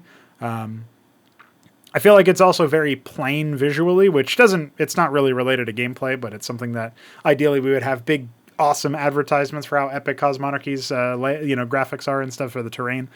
I think it's a calling card of the project. But, structurally speaking, you look at the red main here in the top left, and you have pretty long distance to the natural. So that might be something that will be of a concern. But, you go over the ramp. He did test this with Eidolons and Zethrakors. You can't actually get through here, and presumably you can't get through here either. So there's that. There's this neutral treasury, which is actually supposed to be there for resource harvesting across the pond safely. If you want that, I feel like that's very niche. But you can also distance mine to the gas or whatever if you're trying to get something out of your. Maybe you send your worker to the enemy base and then you start harvesting from his geyser, stealing a little bit of that. That might be something. And then trying to think about anything else that might show up here. I do think one thing that's kind of interesting about the map is that it is very flat. I usually prefer maps that are a little bit more varied in that respect when it comes to the height level. But after you go over the rolling hill, double hill thing, you open up into a bit of a quadrant here where there's base, gas only, base. And then I don't know about this one. These two seem like very open bases, and I guess that's probably intentional. So as a result of the fact that your next fortifiable location is in 12 and 6, you kind of are leaning towards splitting the map from left to right, almost like a book where you crease it down the middle and you if you're folding paper in half or whatever, you do it lengthwise, right? So that's kind of interesting. Not sure about how it'll play out in practice, but not a lot of unbuildable terrain either. So definitely a lot of room for you to incorporate different little bits and bobs of static defense. It looks like you might narrowly be able to fit like a watchdog, sentinel, definitely like pylon warden or whatever, but you can't fit an anchor, and you can't, well, maybe there might be like one spot you can fit an anchor right here. You definitely can't fit an engram there. So, there's limited static defense potential, including push potential for the push into the natural. I don't know. Not sure how this one's going to work. Definitely feels like it's ripe for containments, but I haven't seen that play out in actual games that I've watched on it. I've watched a few matches on it. So there it is, another map in the Class 2 pool for you. Pendulum. This map has also been updated. This is by Veek7. He has updated it with neutral hostile Spraithe in the 12 o'clock area. He does want to be somewhat cautious of being overkill in that respect, but having there be neutral hostile Spraiths does allow you for the the opportunity to have the this sort of style of map without it devolving into air spam early on. I don't actually know if air spam, drop spam, etc. was the definitive way to play this map. I feel like it wasn't ever really adopted and played super heavily, so we don't really know. But I do like the updates to the map overall. This third base location, or I guess fourth base location, is obviously very attackable, I would say, from this angle. Very pressurable, not very much build space there. I would almost want to double down on that even more and say, hey, you should make it so that like there's solar array over here, so you can't like wall that part of the choke off, because otherwise you're going to get up to 4 bases really fast. But admittedly, this is gas only. There's no ridge, right? Rather, this is geyser only. And then, the mineral count is still 7, so you're going to have a lot of minerals, but not a lot of tech. Not as much tech as you might have otherwise. Maybe if this was just one ridge, oh no, never mind. There is a ridge right there. It was just hard to see. So never mind. It is just a straight up standard base. Yeah, I'm not sure how I feel about that. I feel like maybe it's a little bit too much resources you can get. If this was mineral only, that might be more interesting to me. But as it currently stands, you might be encouraged overly to take this base and then kind of just sit in your quadrant. That being said, the rest of the map obviously did change pretty significantly. This bridge is not directly into this ramp now. You can then fork off into this side base. That's probably better for flow. There's also, again, still the bases in the middle of the map, but they are not, there's no passageway directly across the middle platform. And so now if you want to engage, you really do need you're going to have a lot of engagements in the neutral area over here. I'm interested. I mean, it's intriguing that he kept this base over here at sort of interior 12, if you will, because I feel like it's so close to the island expansions that it's probably possible to have artillery have limited effectiveness if they're just over here shooting this base, which makes it even less likely you would ever see it actually taken. So I wonder if this might not work better as like you just remove that base entirely, or maybe you shift it down somewhere and kind of leave it not really hooked on anything in particular, but or maybe like just have the geysers somewhere. I'm not sure. There could probably be something there where you look at that and you say, hey, look, my base can charge, my army can like really fight over this area. This is just a big army fight area, courtyard or whatever. But you know what, as it currently stands, there might be some openings for interesting things to happen where you shut down this area and you relocate somebody's main and they're still in the game, and then eventually that base gets taken. I don't know. There could be interesting things done there. Obviously the bottom middle of the map also got changed, so pretty interesting stuff there. Shout out to Veek7. This is indeed a map by Veek7. Then we have a map that does not have a title yet. It's called Badlands_1, or no, it's just Badlands1.jpg. So that is by Btyb. He said that he was going to continue tweaking this layout a little bit and then hand it off to Jujic for some visual updates. I guess that's an agreement they might have or whatever. It is XY symmetric. This is almost like looking like, obviously it gives me vibes of Blackwater Bastion because Blackwater Bastion has similar tiles. But this is obviously a very mud dominant map, which is pretty interesting. And yeah, overall, it's pretty neat. There are 8 mineral fields in the mains, so that's something. Wait, no, is there? Did I just miscount? This is 4 and then 7, and this is okay. No, never mind. I just miscounted. Minerals are very well spread apart here, and by well I mean widely, and that's usually bad for efficiency. But that's a staple of the Btyb maps. I feel like is that usually your bases don't end up being as efficient. Although I guess I was just commenting about that for the Jujic one, so I don't want to, unfairly single him out here. I obviously see generally a lot of bases overall. I don't know what it looks like. This is just a 128 by 128 map, but there do seem to be a large number of bases, right? If you count, not counting the main, there's 1, 2, 3, 4, 5, 6, 7. So it's 14 bases, so 16 bases counting the main. That's probably pretty good as far as your economy is concerned, and as far as the idea of like always having another base to go towards for most of the game is concerned. That's something that usually Btyb does a pretty good job of when it comes to the resource allocation and stuff. So I do like that there's a lot of bases. I'm not 100% sure about the pathways through the map. Coming out of this bridge, you can kind of take a straight path into the enemy bridge. It's a little bit of a zigzag, right? And the middle is pretty cool. But then, you fork off to the right. That might be your third. Your left, that might be your third. There's the island bases. I always like island bases to some degree. Those are cool. And then there's the corner bases, right? So, like, I guess you would take this place as your third if you were trying to have tempo towards your opponent. And you would take this base as your third if you wanted to take a safer fourth. So it's kind of a little bit of a divestment in interest there. It looks like these two bases have treasuries associated with them. So that's kind of interesting as well. A little bit of a hide and go seek area there where your first scout can path down there and then path away. So yeah, there's some interesting stuff there. I feel like I'll keep tabs on this map. It's not ready for playtesting yet, but I'll keep tabs on it as it continues development. Maybe it'll be something worth including in the upcoming tournament. And then lastly, we do have Decapitation, a map by myself. It's a port of Shakura's Temple, commissioned by Pr0totype for his monthly map. And all in all, I'm not really 100% sure how this map will play out, but it is kind of interesting. We do have corner mains, but this is a rotationally symmetric map. And there are going to need to be a lot of custom tiles for this map if it ends up getting accepted as like a tier 1 map or whatever, class 1 map. I did end up replacing the 2 mineral fields that were in the middle of the map, I suppose just as flavor or whatever, in a pathing blocker with Nexus and aquifers that I didn't even bother testing if you can harvest those with ground workers. Those are meant to be harvested by air workers predominantly, but you might be able to harvest them with ground workers. We'll see. And besides that, there's a big chunk of unbuildable terrain in the middle of the map. Where this repeating pattern ends is where there's buildable terrain again.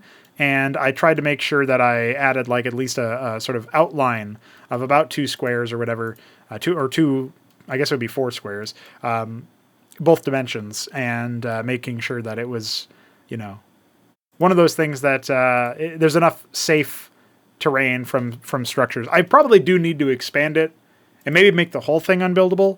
I'm not 100% sure about that. But yeah, there's more stuff to think about at some point.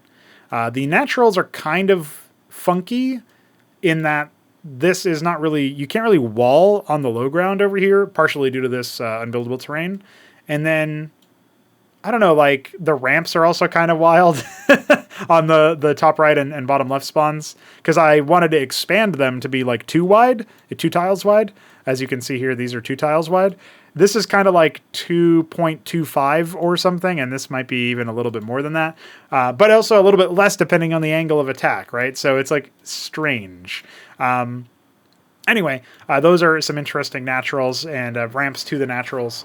Obviously, there's a lot of, like I said, there's a lot of custom tiles that need to be done with this. This map was painstakingly like hand-tiled or something by whoever made this originally. And as a result, it doesn't look very good and it spams sprites everywhere. And so I would prefer to not have to do that for obvious reasons. So yeah, build space is a bit of a concern for me in the actual mains and natural areas. Looks like the thirds and the fourths or whatever are very compact, right? These 4 areas are very compact. And those are the only, like, it's 4 bases per player, including the mains. So we're only at 16 bases. I think for a 4-spawn map, you might actually want to be up to like 20 on average or something. And there's not really any real estate for that. I mean, I could probably put a base in the high ground over here or something, but I feel like that would really fuck with flow. So yeah, I have no idea if this map will end up playing any good, but it kind of looks cool. And so yeah, there it is. It's a map that you can play. So I hope you have enjoyed that community roundup. It is, of course, something that I am interested in seeing in action. And a lot of those maps are going to be quite cool and epic. And as we get a little bit closer to moving on to the coffee questions list, let's just do that. I say let's just go straight on to those community donator questions. We do appreciate all them donations. You can join us via the coffee page that is linked in the bottom left or listed in the bottom left, linked in the description. Check us out and send us a moolah if you so desire. It would be massively appreciated. Go towards project development, prize pools, etc. So we appreciate you, and you obviously appreciate us with your moolah. So thanks. I once again tell you all about Cosmonarchy and other accessories here, but the Shambler has a question that's not actually related to Cosmonarchy. It's related to a different game that we're working on, codenamed Pangea. The Shambler asks, the Pope comes to you once again with an offer you cannot refuse, eternal salvation alongside a generous stipend to continue your work indefinitely should you complete his sacred task. His Holiness in Rome asks of you but one thing. You have to add a Catholic faction into Pangea. What would be some of their tech options and mechanics in comparison to the other races already written for the setting? Yeah, I don't think I can actually complete this task, unfortunately, because Pangea is deliberately designed to not be... not have more than 3 factions, 3 playable races in the game. Obviously, for those who are not aware, for Pangea, the setting is based on the idea that like humans have splintered off and evolved in very different areas, where like the most immediately comparable to modern humans would be like what I've codenamed the Western chauvinists, if you will. And so those guys are like, they've maintained the good order of things, right? And so I guess somebody who has a good and positive view of religion, and particularly Catholicism, would probably say that that's already a faction that could be theoretically Catholic or something. Then you've got the people who are they've evolved or mutated or whatever you want to say about their genetics, have departed from the default mankind to be a lot more, I guess you could call them a lot more... large. You kind of think of like the Wall-E people to some degree, like the fat humans or whatever that can't walk anymore, stuff like that. And so it's not quite widespread for everything, but like they don't really use the physical form for anything other than for you could say hedonic pleasures and such. And so those ones like basically live in excess, and those guys are money grubbing and like try to be masters of industry and the technocrats to some degree, but it's humanity's excess, and those who have a negative view of Catholicism might say that that's the faction that's most like them. And then there's also the ones that are a lot more I don't really think you could make a compelling case for there to be a connection to the third faction. It's sort of like what happens when you follow a purely nihilistic worldview, and you just go for short-term solutions. It's like a society built upon that, not realizing that they are being in some ways subsidized by their forefathers, those who came before them, but also those who still exist around them in the other factions. Yeah, Pangea is definitely one of those situations where, like, there's not room for another one, the faction is accounted for, the whole space is accounted for. It's actually one of the only times I've done that in a setting, where normally I have, like, the vast expanse of cosmos, and Pangea does exist and take place within a galaxy-sized super construct. So, yes, there is a vast space with which to travel, but there's not really that much play in terms of like every bit of the space has been accounted for in some capacity, and there is no extra bit. So you would have to, I guess, take place many years into the future, at which point it's not really Pangea anymore. Like you'd have to take place millennia in the future with more evolution happening, and then somehow Catholicism, comes back into vogue. Or you would have to take an existing faction and sort of modulate them to being that way. And so I guess since I'm doing it for the Pope in this thought exercise, I would be taking the most positive view theoretically, and say like, well, here's what happens there. I would probably not. There'd be some things that I would probably do that I don't think he would be too happy with, this Pope, because I would probably make reference to the fact that maybe the excesses and the evils that have been carried out in the name of Catholicism have probably, led to some of the negatives and the warring that is occurring in the surrounding area within the realm of Pangea. So there'd probably be some reference to that. Maybe some people were, using the holy word and the banner and to and they're misrepresenting it or using it for their own gain. And you can think of, obviously, what could I be alluding to here? The grifters and the pederasts and stuff like that. Yeah, that's obviously shit that shouldn't be happening, but is happening in our own world. And so, yeah, I guess if you're asking me to inject current world things into the game, that's probably something that has to come along with it. So, yeah, I mean, it doesn't sound like it would be a pleasant experience, but as far as like tech options and mechanics go, I guess it would be, there'd probably be some element of like miracle working, some element of buffing and debuffing. Well, I guess it would mostly be like buffing and then maybe smiting. So the special behaviors would probably be areas of damage or something like that, similar to Psionic Storm, but maybe done in a different way. So, there's like a couple of things you could maybe take from there. But no, I don't think this question can really be accurately or satisfactorily answered because of the fact that the setting is designed around 3 races. So you can't really add a 4th one, and I guess I can modify an existing one in there, but considering the subject matter of the setting, if you will, like the sort of thematic pitch or push of the setting, yeah, I don't know. I'm not sure. Pangea is kind of like a lower tech, much more intimate, riff on something of the Onatar setting. However, Onatar is a lot more. I mean, there's a lot more at play there, and you could theoretically, and maybe this will potentially happen in Onatar. You could add another, faction or race or whatever, without needing to be too worried about, it doesn't fit within the setting. Whereas Pangea, no, that's all accounted for. So anyway, hopefully that was enough of an answer for the Shambler. And we will move on to Myrian's question. And he asks, what do you envision the retail Xibalba regencies to sound like in terms of their voices, speech patterns, etc.? So if you've never heard of any of my work and you're hearing Pangea and then I mentioned Onatar and now there's Xibalba, you're like, what the fuck are all these words? Well, Xibalba, also known as Xibalba, but I'm pronouncing it quote unquote incorrectly on purpose, is defined as, this is the race or the setting rather of one of the, like this is the big expansive setting that has like 20 playable RTS factions and like ridiculous amount of stuff. So there's a lot going on there with Xibalba, and it's pretty epic, I would say. And so there's a lot of designs, a lot of regencies, and when the retail regencies are referenced by Myrian's question, he is talking specifically about the Ansifi, the Embraseat, the Keltar, the Githrovans, the Makral Das, and the Psychora.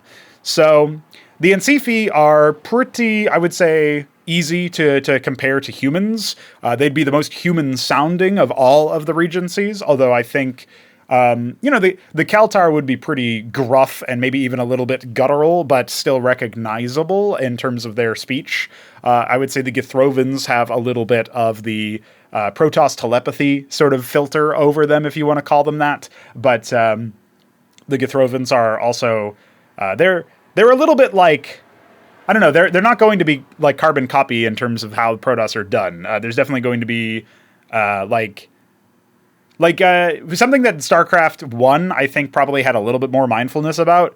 It's a subtle point, but there's not really like size or I'm sure there's some cases where you could find it. There's not really like grunts or like effort or anything like that, right? Because the Protoss, they basically use, they don't breathe out of their mouths because they have no mouths, right? And so that's sort of what I'm getting at. Whereas in StarCraft 2, I think they definitely went anime about it with regards to the sound design. And they just had like people like Zeratul and Artanis going, huh, huh, even though they don't have fucking mouths. So like, they probably have lungs in the sense that they breathe air or whatever, and they can metabolize that. But maybe they don't. Maybe that their physiology is even less relatable than that. But either way, they're not going to be expelling air air out in a vocalization, because they don't vocalize, because they don't have vocal cords, because they don't have mouths, because they don't talk via, speech like that. They talk via telepathy, which also it opens some questions to, like, how did they speak before they had the Kala to communicate with each other? Maybe telepathy was just always a thing that they could do from their evolution, but it was refocused or something. I read a really bad book that was set in the StarCraft setting that explained the origin of that shit or whatever. I think it was like the Preserver series or whatever. I read like one of those books. But anyway, it doesn't matter too much. It's just like I'm pointing out that the Githrovans would be able to vocalize. They do have something, some kind of orifice you can call a mouth, if you will.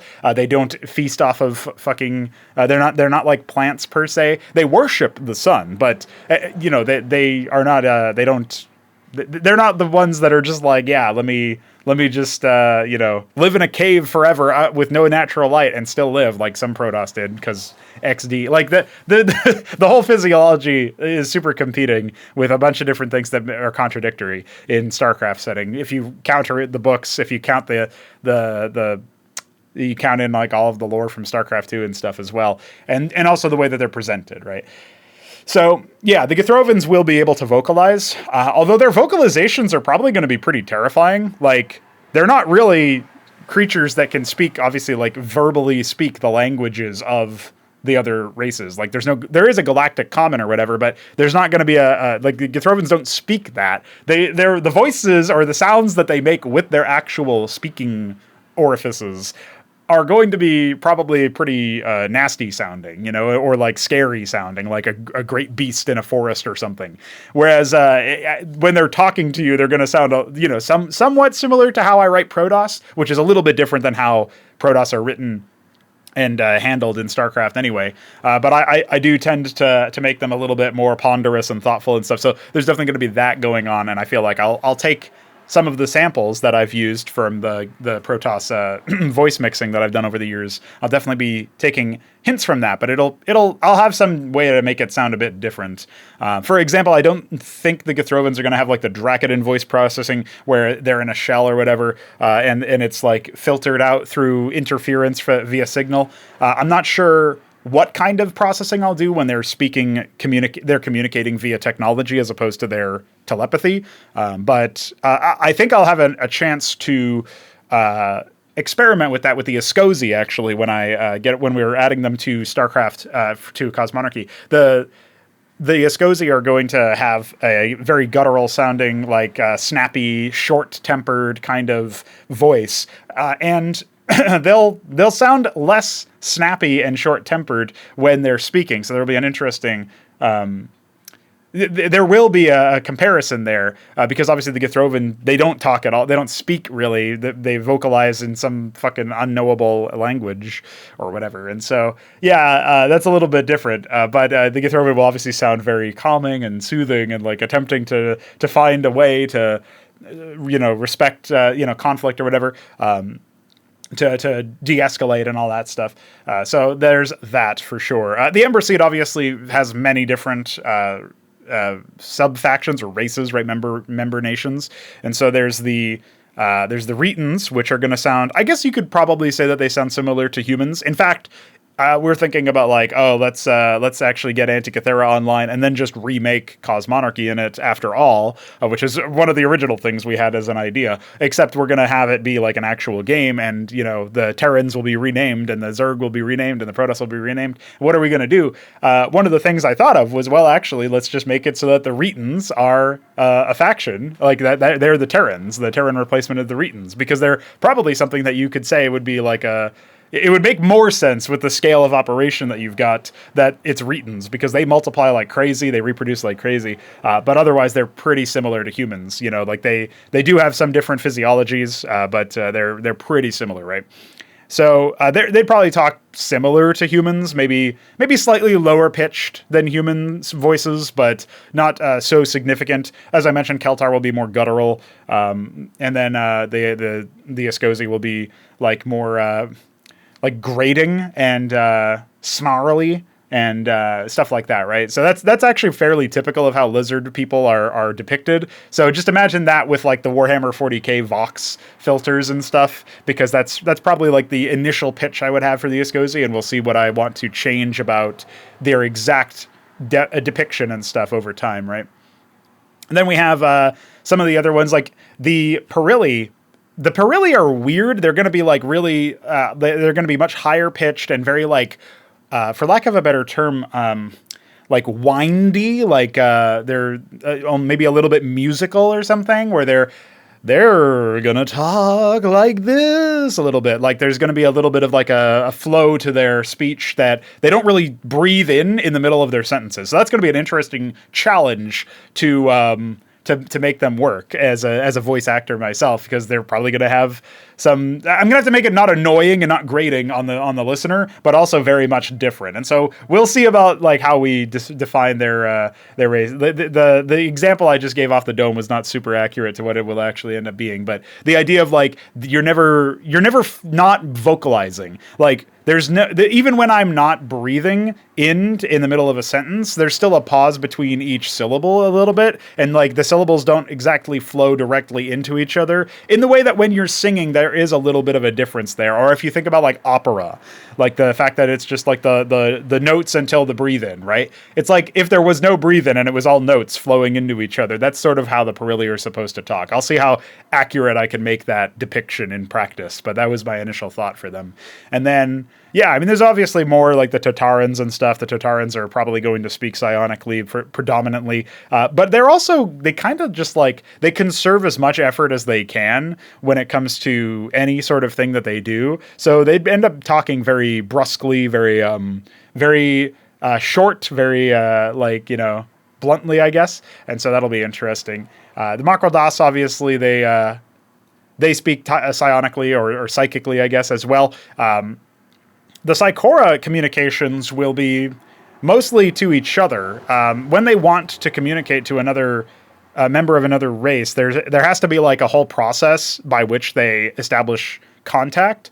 And that makes it really interesting because as a result, like some Psychora heart worlds basically are of the opinion that you should use that as like a negotiation tactic, or even as like a part of your war effort. Like, if you first find, you make contact with an enemy, a hostile that you want to eliminate, but they don't know you want to eliminate them yet, and you try to make, you make effort to, like, they, at that point, if they know of the Psychora, they're going to be aware of, like, what it looks like when they're trying to establish contact and what kinds of things they have to do with their technology in order to do that. And that's partially because the Psychora are obviously extra-dimensional, right? So, like, actually trying to communicate to these, three-dimensional beings or whatever is going to be a little bit difficult, a little bit different. They essentially need, like, I'm not going to say they absolutely always need somebody who is still in the fourth dimension who is still existing in four-dimensional space, rather, in their home dimension, their home realm, to communicate, but that is usually their preferred method. And so as a result, the Psychora end up being like, if they're communicating with others, they're trying to do, they're basically creating like the uplink and like getting the speaker from that extra dimension to sort of project outwards, but not actually make the jump through the dimension, that sort of thing. And so that whole thing has a technological process, and it's very visible and very obvious when it's happening. And so Psychora have been like, yeah, we're gonna go ahead and start that process. But in reality, we're marshaling our forces for a surprise attack after. So, it looks like we're trying to make contact. It looks like we're trying to make things happen. And then as a result, there's almost this like arms race of information. Like when you see that as, say, an Ansifi leader, you have to go keep watch on any other areas. Make sure that they're not like massing up for an attack in the meanwhile or something. Because you don't know that that's actually what they're doing is trying to parlay. They could be using that as a distraction to keep your guard down. So it's very interesting, I think, that it comes around to that.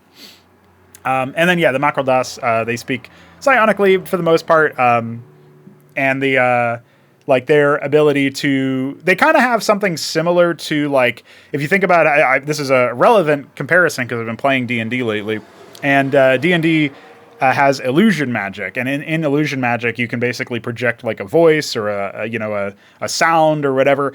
And the Macrodoss have the capacity to do something like that. It has to be very close to them, but they have the ability to just sort of project a voice into a mind of somebody, or actually like around an area, attached to them or wherever. And so they can indeed make that happen. And it feels like overall, the way that they work that through, they're able to be pretty efficient communicators, which ends up helping out quite a bit when you're trying to manipulate and ultimately dominate, everything else in the cosmos. So, but as far as their speech patterns are concerned, I would say that unlike like the Pr0totype had probably the most distinct speech pattern, whereas the Psychora have like a weird communication method, but for the most part can kind of communicate in the way that they're a little bit stunted when they communicate. It's almost like they're reaching for words that they know exist but can't actually place. It's like on the tip of their tongue, so to speak. Yeah, that's sort of like how the Psychora talk a lot of the time, where there's some hemming and hawing or some consideration or plotting nature of like how they're actually going to try to they're pondering the word choice or whatever. And so they take a while to formulate a response. And sometimes they even pause in the middle of their response and then like sort of tangent out to some other thing because they can't figure out how to conclude that sentence or something. And that's also a reference to their extra dimensionality. Whereas the Macrodoss are very to the point. They're very, they tend to be very like straightforward. They use that to their advantage, of course. Like they do have the ability to just slap people around and be like, no, wait, listen, I'm the boss. And they have the ability to lie as well. And so they do use that to their advantage. But like for the most part, they present themselves as straight shooters, very confident. They will say the first thing. Well, they'll think of stuff pretty quickly, but they'll say the thing that comes to their mind that makes them seem to be the most in control and like whatever they think is going to get them ahead in the situation, right? And so they do try. They value how they are presented. They value how they come across, and so that is definitely a factor for the Macrodoss. So there you go. Hopefully that was enough of a response there for Myrian, and we'll move on to Enozlliks' question, which is, what is your favorite food and why? And or what is your least favorite food and why? So favorite food is a tough one. The things that normally come to my mind are like peanut butter. Obviously, like pizza's a pretty good one if you get like you do need a lot of toppings on a pizza, in my opinion. Or you could just go for like extra cheese. I guess you can't really go wrong with that. But in my opinion, I do like some toppings. Now those toppings are I haven't tried like the Hawaiian like pineapple stuff, but I do know all about the like I do love a meat lovers. I love like meatballs and stuff. Those are good. Yeah, I don't know, just sausage and stuff like that. Chicken is pretty good on it, honestly. Like I do like a buffalo chicken ranch pizza. That ends up being pretty damn good. And then, the other couple of things that come to mind are obviously like you can just take chicken itself and say that that's a really good one because you can prepare it really well. Like I've had to think about like if I was going to pick one meat to eat for the rest of my life. Like steak seems like the most nutritious and chicken seems like the most flexible in the way that you can prepare it. And I guess, so I would probably end up going with steak because of the nutrition factor and, I value my health. But the chicken ends up being like an interesting idea from a perspective of like just the taste and the flexibility and like the fact that you're eating it forever. Yeah, that's a compelling argument as well. So I guess I'll throw those out there. As far as least favorite foods go, I don't know. Because in the same vein of like valuing my health, I actually have grown to very much dislike overly sweet foods, cakes and stuff like that. There's something psychological that happened as a result of me like really taking to heart that it doesn't, it's only the taste. It does really bad things to your body or whatever. That has made me like really heavily distaste and dislike those kinds of foods. Like I can recognize that it tastes good in the mouth, and then my brain is like, this is fucking bad and awful. Why are you eating this? Like why am I eating this basically? And so, it doesn't end up being, it doesn't go down very well at that point. Like that doesn't mean I can't enjoy it. Like I can have a guilty pleasure or whatever without it. Like I'm not going to get psychologically broken or anything, but I do think of that. Like, it makes it taste not as good, because like it makes it less satisfying because of the fact that I know how bad it is. So I guess I'll just throw like, jumble together all the things about like sweets, right? Like, yeah, put those in there because I just don't want to, eat that stuff. But I can't really tell you about like least favorite from the angle of tasting. I guess like I don't usually like the taste of most mushrooms. I don't usually like the taste of olives. I guess olives are really bad to me. I'm not sure. I feel like I used to hate Brussels sprouts, but they're not too terrible when you prep them right. Yeah, I guess so. There's some genuine like by taste I hate these kind of responses, and then there's some it's not good for you responses. So there you go, Enozlliks. We're going to move on to Three Crow's question. He talks about Helldivers 2 in this. If you were given the reins over a live service game like Helldivers 2, what would you add or change for the game, if anything? Well, I haven't really been keeping tabs with Helldivers 2 because they had that whole like account linking fiasco, and that was just a good excuse to stop playing the game because they also were using a South Korean anti-cheat that was a rootkit. So I'm glad I uninstalled that game, honestly. I do think that there were some things about it that were entertaining for sure, but at the end of the day, it does feel like a lot of it was based on grind. And so I know that it's a live service game. You still charged an upfront fee for it. I think I paid $40 for the game, so I'm pretty sure. I mean, Three Crow I think gifted it to me, but I bought it for my brother, so I still paid $40 for the game, and I'm pretty sure he paid $40 for the game. And so thinking about it like that, I did definitely get a good amount of value out of it just in terms of playing it. But I definitely feel like the fact that you have to grind for a lot of stuff is pretty bad. And, the fact that it's a game that where you pay for it and you get more sales based on the multiplayer angle of it means that you should be encouraged and incentivized to fix bugs and to improve the core gameplay. I feel like they could do so much more with the battle map, the star map that they've got. I feel like they could definitely have like one of the so here's one of the things about Helldivers 2 that always kind of rubbed me the wrong way, and it's that when you're moving the needle on trying to take a planet for any reason or whatever, it's your individual contribution is so minor. And I know that that's because at scale there were like tens of thousands, hundreds of thousands of people playing the game. And so I recognize that when you look at it from that perspective, you have to do something weird about it, or you would have to instance it. And so they went with the idea that everybody is contributing, even if they're playing in single player, everybody's contributing to the overall setup for that sort of stuff, right? Now, what I think I would like to do is I would like to somehow make us, and again, you're operating at scale, so this is a very challenging thing, but I would be moving towards the idea of having some kind of personalized mission set based on, how you've performed in the past and, you or your crew or whoever. And also what kinds of missions you've already done. If you have done a lot of missions or you've deliberately been picking missions of a certain type, then, maybe there's an argument to be made that you might want to make it so that the army, like the mission or whatever, is like try to encourage you to play other mission types because then you have a more complete experience with the game. But if you really, the other argument or the other angle to take is that, damn, you guys are like specialists in, launching the missiles or clearing the hives or whatever those mission types are.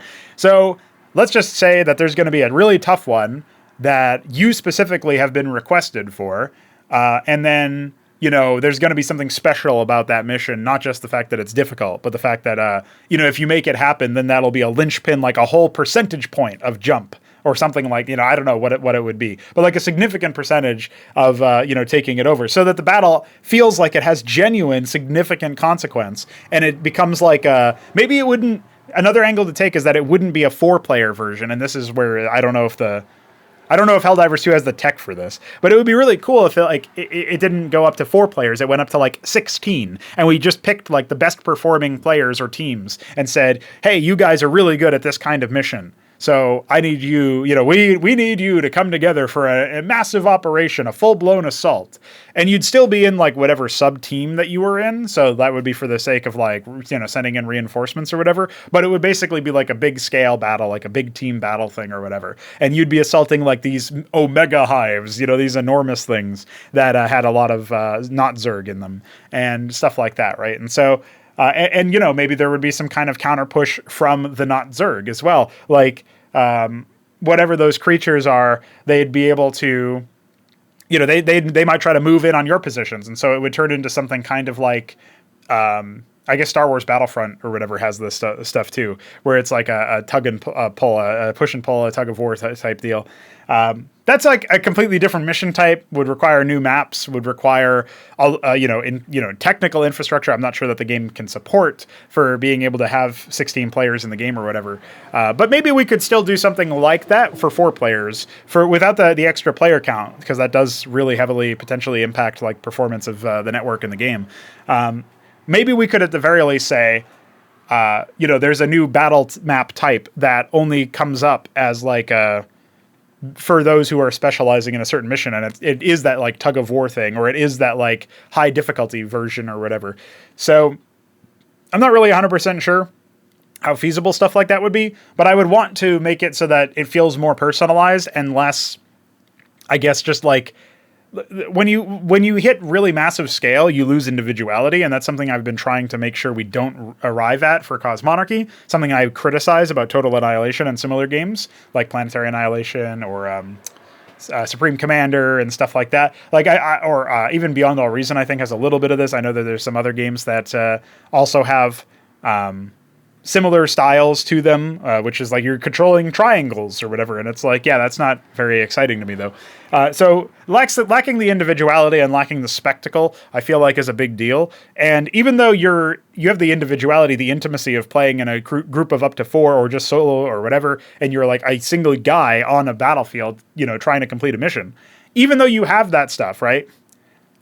It still feels like it's, you're being dwarfed and by the scale in a way that isn't very exciting to me. Like, it's not exciting that when I finish a mission, I see a progress bar go up by 0.00014% or whatever. And it's like, okay, well, why even show me the progress bar at that point? You know what I mean? That it's almost like a slap in the face. I was just trying to play because I figured it would be fun, and also because I guess I have to fucking grind to unlock shit. Like, I wasn't thinking to myself, hey, I really want to liberate this fucking planet, because I know that that's just not even possible for me to really influence too heavily. So I would say try to make it so that there's ways for you to influence stuff a bit more heavily, but also make it so that it's possible, like, and this is a tricky balance to meet, but like finding a way to make it so that there's an opportunity for the enemies to fight back and to go for key battlegrounds and like make it so that they feel like they are an intelligent enemy that you have to account for. I think that would also be something that I would like to achieve, so that I think having it be based on that, instead of having it be based on, each win is 0.00014% or whatever, like making it so that the enemies actually respond to the threats and try to do their own things. And if they've taken a planet, then they try to like secure an assault force for a planet nearby, and you can lose terrain that you've already secured or whatever, without that feeling like an attritional grind, although I guess that's kind of the point of the game in some ways. I think that would be better and feel better than each win being infinitesimally small and irrelevant. So I guess those are some of the things that I would specifically try to do. I don't know how I would get rid of the grind part, but I have some ideas about that I've talked about in other podcast episodes. So there you go. 3 Crow. Btyb asks a question up next. He says, if you were to develop an energy drink, what would you call it, and what ingredients would you include? Can be any sort of drink like super coffee or the typical Red Bull. We had some interesting ideas here, from the Shambler saying dev juice to 3 Crow saying Bthrantiers, obviously a reference to the Bthrantir from Xibalba. So yeah, some funny stuff there. I guess I'll talk about like the kind of drink that I would want. I would definitely want something like the super coffees. I drink those like pretty much daily. I drink one of those a day, and so I like that a lot. I feel like it tastes better and feels better to be drinking a coffee than it does to be drinking, an energy drink in general. The other stuff that I've used in the past would be like Gamer Sups, which is basically like a version of, it's like an alternative to G Fuel that's, I guess, a lot more cost efficient actually, but better value prop. And I've been using Thorin's code for when I order that stuff, although I haven't ordered it in a while.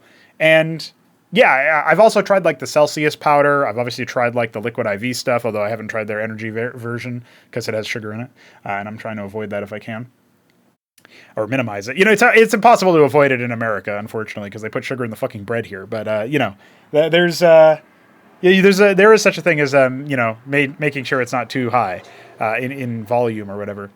And so, yeah, I guess I would definitely be going after some kind of coffee because I just like it. I prefer it to the powders, and I prefer it especially to the other like energy drinks.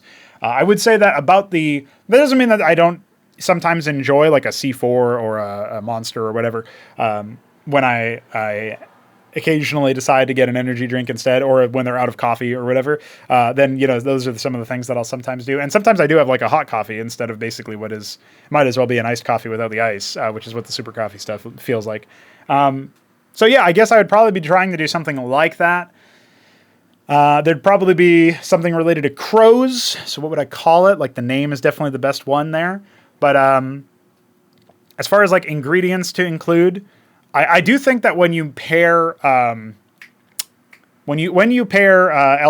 with caffeine, it basically acts as a pretty cool nootropic that gives you like a focus that is it gives you like energy, but it specifically allows you to, I think, focus a lot better because you're not worrying about nearly as much about like the energy tipping over into an uncomfortable standpoint. You're not going to get jitters when you add the L-theanine. Some people do get jitters. I don't think I've personally had them before, but the L-theanine definitely helps with that. Like usually what I was doing, I'm actually out of L-theanine now, but I used to do like every time I would have 100 milligrams of caffeine from any source, I would take one pill of L-theanine to counteract that, 100 milligrams of that. And it's not really a counteract. It's more like an enhancement. It just makes it so that you get into that zone of being able to be productive faster. And so it would definitely be a productivity beverage, not just like energy drink, but like this will help you focus on stuff. This will help you remain consistent. And I think that's very cool and very epic. And so I would definitely want to add that. So I guess with all that said, that would be one option for sure. I feel like as we get a little bit further into thinking about like the name again, going back to the name, there's obviously bird's eye view, but it could be like crow's eye. And, again, the eye is like a good source of like awareness, awakeness, focus, what is it looking at, right? And so like having the crow eye, like zoom in, I think of that one shot from the Warcraft 3 opening cutscene where there's a crow that he gets his head zoomed in on and he has the big eyeball and like stuff like that, right? So that would be one thing. Maybe we would just call it the, Cophacy. Like, that's, if we're referencing that fucking cutscene, then it's, that was Medivh or whatever. It was supposed to be Medivh. And he's the prophet, the Cophet.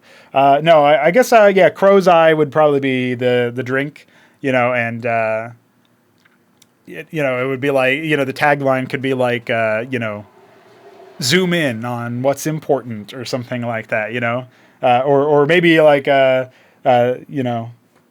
get a better vantage point. I don't know, some shit like that, right? And so there'd be that for sure. And I would just specifically focus on like the caffeine plus L-theanine. I'm not sure what other ingredients I would want to add. Like, I don't think it would taste very good if you added like, the green tea extract and stuff, but that can also help with like the same thing that the L-theanine helps with. I don't know. You could obviously reference taurine, but I feel like you wouldn't. That's more of like a pre-workout type muscle, energy, like BCAA and stuff like that, like all the amino acid stuff. You could include stuff like that without really messing, as long as it doesn't mess with the taste too much. But I think maybe keeping it a little bit more simple about like, this is coffee with L-theanine and maybe MCT oil. That's something that Super Coffee does that I think is a good thing. That might be another one there. So some ideas. And now the Beaver99 asks, on a scale from 1 to 10, I don't know what he meant by this. He even stipulated at the end that he is that's his question. But what this did make me think of was I feel like rating and reviewing products on a scale out of 10 is pretty lazy and not necessarily super helpful, because each listener or like whoever's reading that review or internalizing that review has to think of their own head of like, is 6 out of 10 something that I think is fine? Or would I balk at a 6 out of 10 and say, fuck that, my minimum is 8? Like, what's your personal standard? And also, what does it mean to you for it to be 6 out of 10 versus something else? And so, like, you're basically like offloading the responsibility and you know, thus like you're defeating the purpose of the review. You're offloading it to the person who's reading the review and being like, yeah, whatever you think a 6 out of 10 is, that's basically what this game is. And it's like, okay, but can you give me like a reason why? Like, can you define what that means to you? Can you say like, is there a point where you explain what your 6 out of 10 means, what your 8 out of 10 means? Like, some people would say 10 out of 10 for something that they kind of like. You know what I mean? Like, that's sort of what I'm getting at here. Something people would say 10 out of 10 and they're like fly by night. They'll come back to it later maybe, or they'll never come back to it again, but they'll just think about it. Yeah, that was a 10 out of 10 game and I'm never playing it again. Like, what? And so, yeah, I don't know. It's like, it really, I think a lot of it is very dependent on, you know, the reviewer in question. And so, you know, on a scale from 1 to 10, yeah, I would rate those kinds of reviews that use that kind of scale as not very useful. Yeah, get it? Because I didn't put it on a scale from 1 to 10. Yeah, I'm smart, dude. I'm just telling you that they're not very useful. All right, that basically does it. That brings us to the show outro. I wanted to comment very quickly on the fact that we have... I have been working with Blind Rar, who is a man from Team Liquid, associated with Team Liquid, longtime Brood War guy. He has been helping me out with authorization and site features and stuff for Cosmonarchy. So on Team Liquid, I will be able to create an event for Acropolis #2 and put the dates in and stuff. I will be able to say that the... like, here's the qualifier stage, here's the this, here's the that. And I've already built a page for the first Acropolis that goes back over that. The maps don't show up with images, but I can make entries for the maps on Liquipedia, and then they will be linked as a result. So that's something that at some point I will do. Yeah, pretty cool stuff all in all. I am very grateful to that man for helping us out with that respect. But yeah, us being on Liquipedia is cool from an archival standpoint, and us being on Team Liquid as a live event coming soon or whatever is really cool from the perspective of this being like now shown on the main page that people can just look at and see. And then when we're live, also when I'm live as a streamer in general as Pronogo on Twitch, my Twitch will be linked there as like, hey, the event's live, or hey, this guy is live. So he's definitely done a nice trio of things with us between Liquipedia, the event stuff on Team Liquid, and my stream stuff on Team Liquid. So shout out to him for sure.